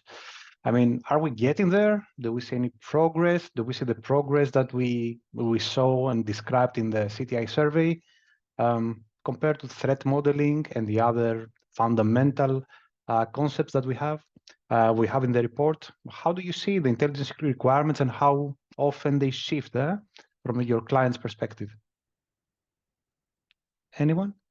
I can go first if you want, Nathaniel, since I was yapping. I can keep yapping if you want. But yeah, for us, I mean, my boss actually directly puts on trainings to help organizations implement their intel requirements. So we find a lot of people don't necessarily have a set framework, and they are in that sort of ad hoc state. And so it is important to map them out.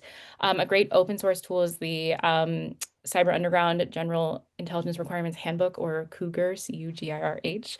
But it systematically helps you define and prioritize those intel requirements. And you have to have that before you move into a collection plan. Because if you ground your efforts in those intel requirements, you can ensure that, your organization's reporting is directly tied to your operational needs. Things like understanding adversary infrastructure, monetization methods, evolving criminal services, which, helps you align your output with what you actually need to reduce risk, which then helps you show value and get that return on investment that everyone was talking about earlier. So we are seeing more and more people do that than we have in like the past couple of years. And now once those are set, the kind of the new focus is, assessing the maturity of your cyber threat intelligence program. And I find those intel requirements are at the starting stage of developing your maturity as an organization. That was really good, Ashley. That was really interesting and very on point. I think that yeah, there's different stages here, as Ashley was mentioning. The intelligence requirements at the beginning are not defined. You're just acting on okay, I have this issue. Please help me with it. And we found that the way to mature is actually pushing a little bit from our side. And it's also something that has been mentioned before in this webinar, which is the threat profiling. When we're profiling our customers, we tell them, okay, this is your size, this is your sector, these are all the countries that you operate, this is your tech stack. So these are probably the sort of things you're going to have to take care of because of your characteristics, right? And I think that that is the first step into showing them that they actually have inter requirements. So then they can be like, okay, so we have this covered. Now let's see how else we can use CTI or intelligence in general in order to close all of the other gaps that I might have in plan, obviously, for the future. So we talked about in the survey about assessing value of CTI and how that can be difficult to do. Have you found any activities that generally provide most value that might be something good to start out with or consistently best practices for organizations to implement? I guess I'll go. I'm unmuted. So value is at the end of the day the bottom line. I keep getting that question: what's the value here? What's the value there? How do we show the value? And I go to sleep at night and I think, okay, how do I show the value? How do I show more and more value? And that's what keeps me busy literally all the time.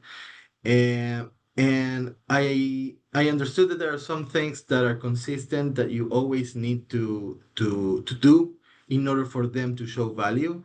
You need to always be able to cover potential phishing domains, right? You need to always be able to cover all leaked credentials. If you miss one, maybe you're not showing value. But I mean, you found 10,000, but one you didn't find.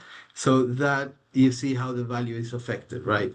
Then there's a similar case is IOCs. You're always providing millions of IOCs. But if you didn't provide that one IOC that you had to provide, then where's the value of your IOC? So I think again, I'm going back, and I can also use as an example dark web, right? If you didn't see that your database is being offered for sale in exploit IN, then you know what are you doing? Um, but at the end of the day, I think I'm gonna come back to the threat actor profiling in the company profiling. I think that when you constantly work on that, and at least in combination with the UCM team, as I was mentioning before, that sort of cooperation that we have going on there, we also work with the threat hunting team. We also work with the MDR teams, but I think that those collaborations and showing how you contribute to create a whole improvement in the security posture of the company, I think that's when you show the value. It's not, I found this phishing domain, I work together with this other team, or I integrated with this other tool in order to make sure that you are protected as a company and your security posture is stronger, thanks to me.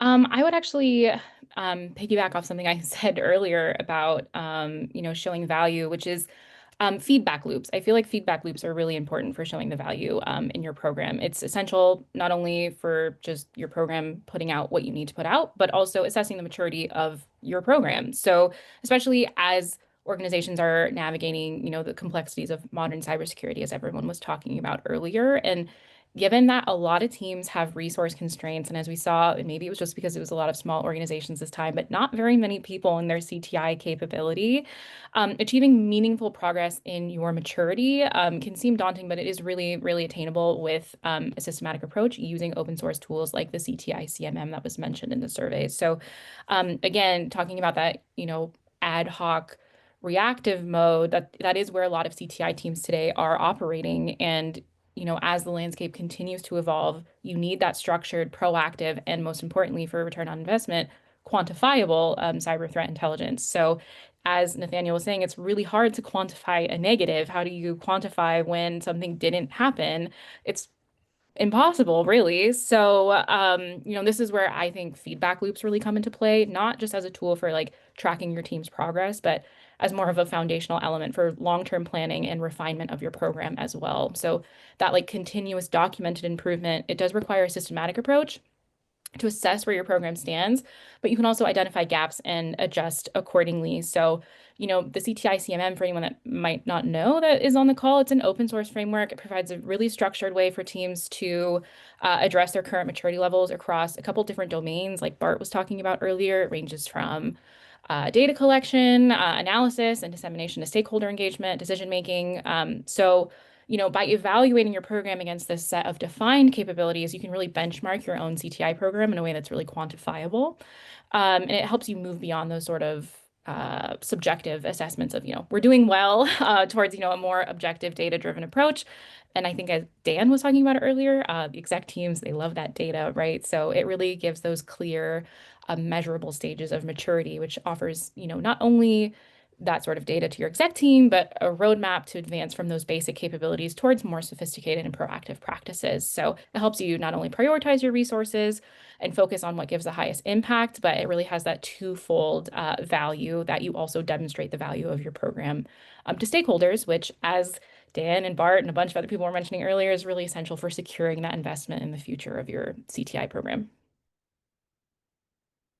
Yeah, Nathaniel, any views from your side about assessing the effectiveness of a CTI program, like KPIs, maturity programs, custom maturity, vendor maturity programs? Yes, I think that again, always trying to find the value. I think then metrics is the only way to show it. Um, and the same, I'm always trying to come up with new metrics on how to see how effective it is. What I'm bringing to the customer. For example, there's a new CVE that's being exploited in the wild.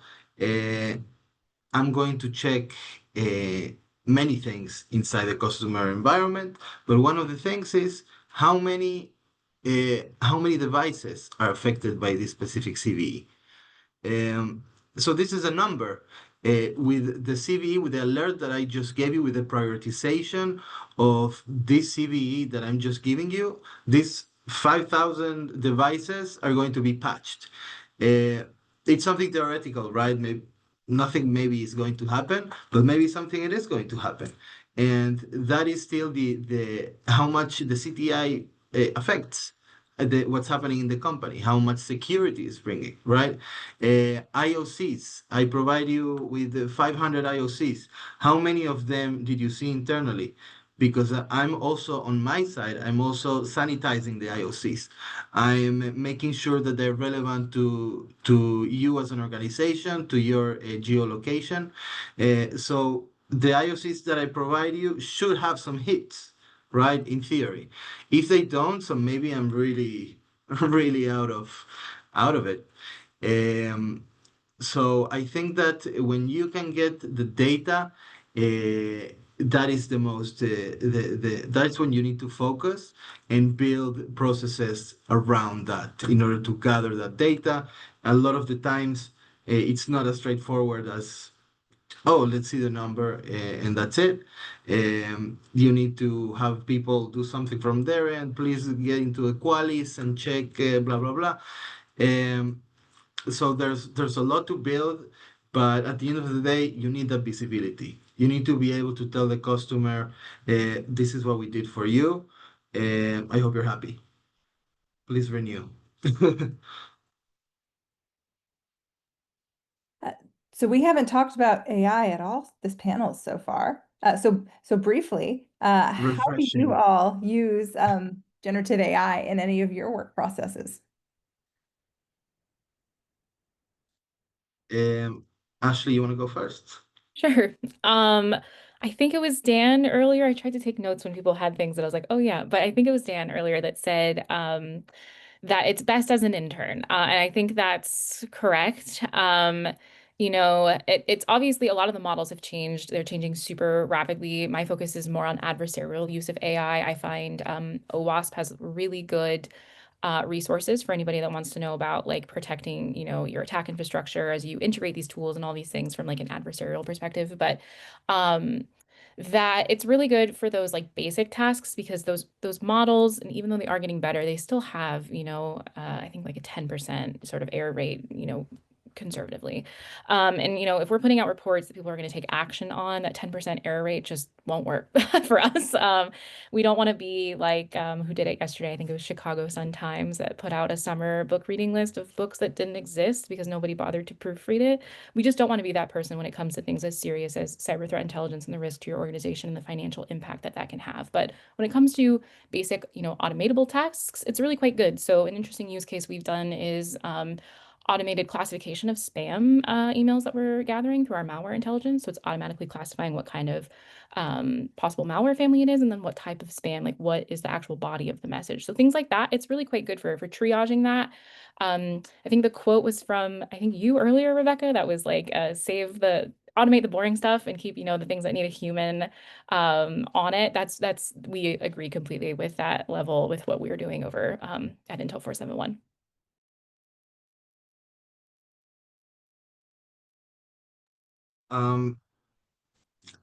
I think that the biggest thing that we've seen let's go back a little bit. We use a lot of CTI tools to provide our service. Each one of the tools that we use, in 3 months, they all have AI capabilities, and some of them are really, really strong. Some of them need some improvement, but they're on their way. Uh, and I think one of the most interesting use cases was reports on IOCs.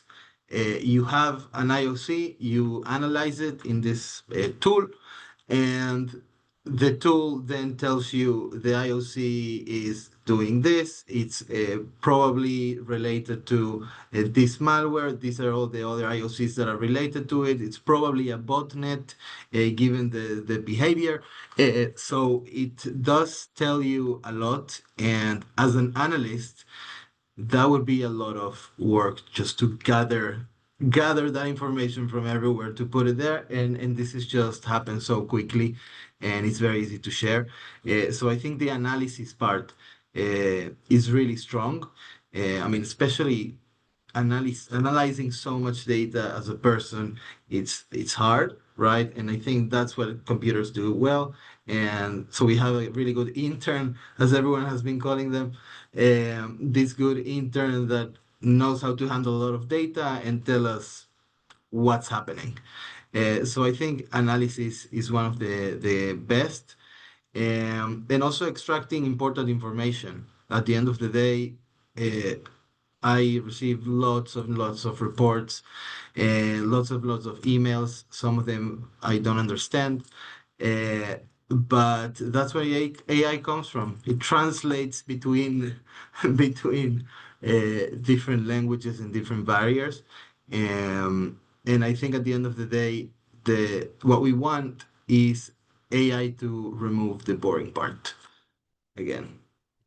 Absolutely. All right. Well, we are just about at time. So with our final moments, do you each want to share just your final takeaway from the survey and what you're taking with you into the next year? Sure. Yes, Ashley. I can go first. Yeah, I think one of the other interesting parts I found about the survey, other than, the prevalence of threat landscapes and that, they are actually getting read, which is nice to know, is just the importance of frameworks like MITRE ATT&CK. I feel like it's important to highlight the importance of that. It's really important when it comes to threat hunting. I mean, there's roughly, I don't know, 420 TTPs across MITRE ATT&CK versus infinite IOCs. So I do think we're going to see more and more people shifting into, behavioral-based threat hunting using those MITRE ATT&CK TTPs, which is nice to see. I find that those types of hunt packages tend to be a little bit better in terms of longevity. As people were saying, threat actors are pivoting quicker than ever with their infrastructure. So I think we'll see an increase of that across 2025 in survey number 11. So Awesome. Thank you. Nathaniel? So following what Ashley was saying about MITRE, I think the trend here that we want to standardize how CTI as a discipline works, I think is really, really good and helpful. And I think we saw it really clearly when they were threatening on closing the CVE project. And for a few days, it seemed like the world was falling apart. But then we realized, oh my God, we need all of these standardizations. We need to speak the same language. Otherwise, this is just not going to work. So knowing that people are taking MITRE and just going with it, I think that's reassuring that we all want to work together in doing something good. Well, that is a wonderful note to wrap up on. So thank you both so much for this panel and this wonderful discussion. And I think that concludes our webinar. So Mary-Lynn, I'll pass it back to you.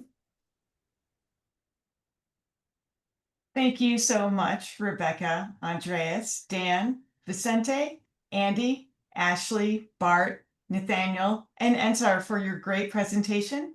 And to Cyberproof, Google Cloud Security, Infoblox, Intel 471, Rapid7, Silo Breaker, SOC Radar, and Threat Connect for sponsoring this webcast, which helps to bring this content to the SANS community. To our audience, we greatly appreciate you listening in. For a schedule of all upcoming and archived SANS webcasts, including this one, please visit sans.org/webcasts. Until next time, take care, and we hope to have you back again for the next SANS webcast.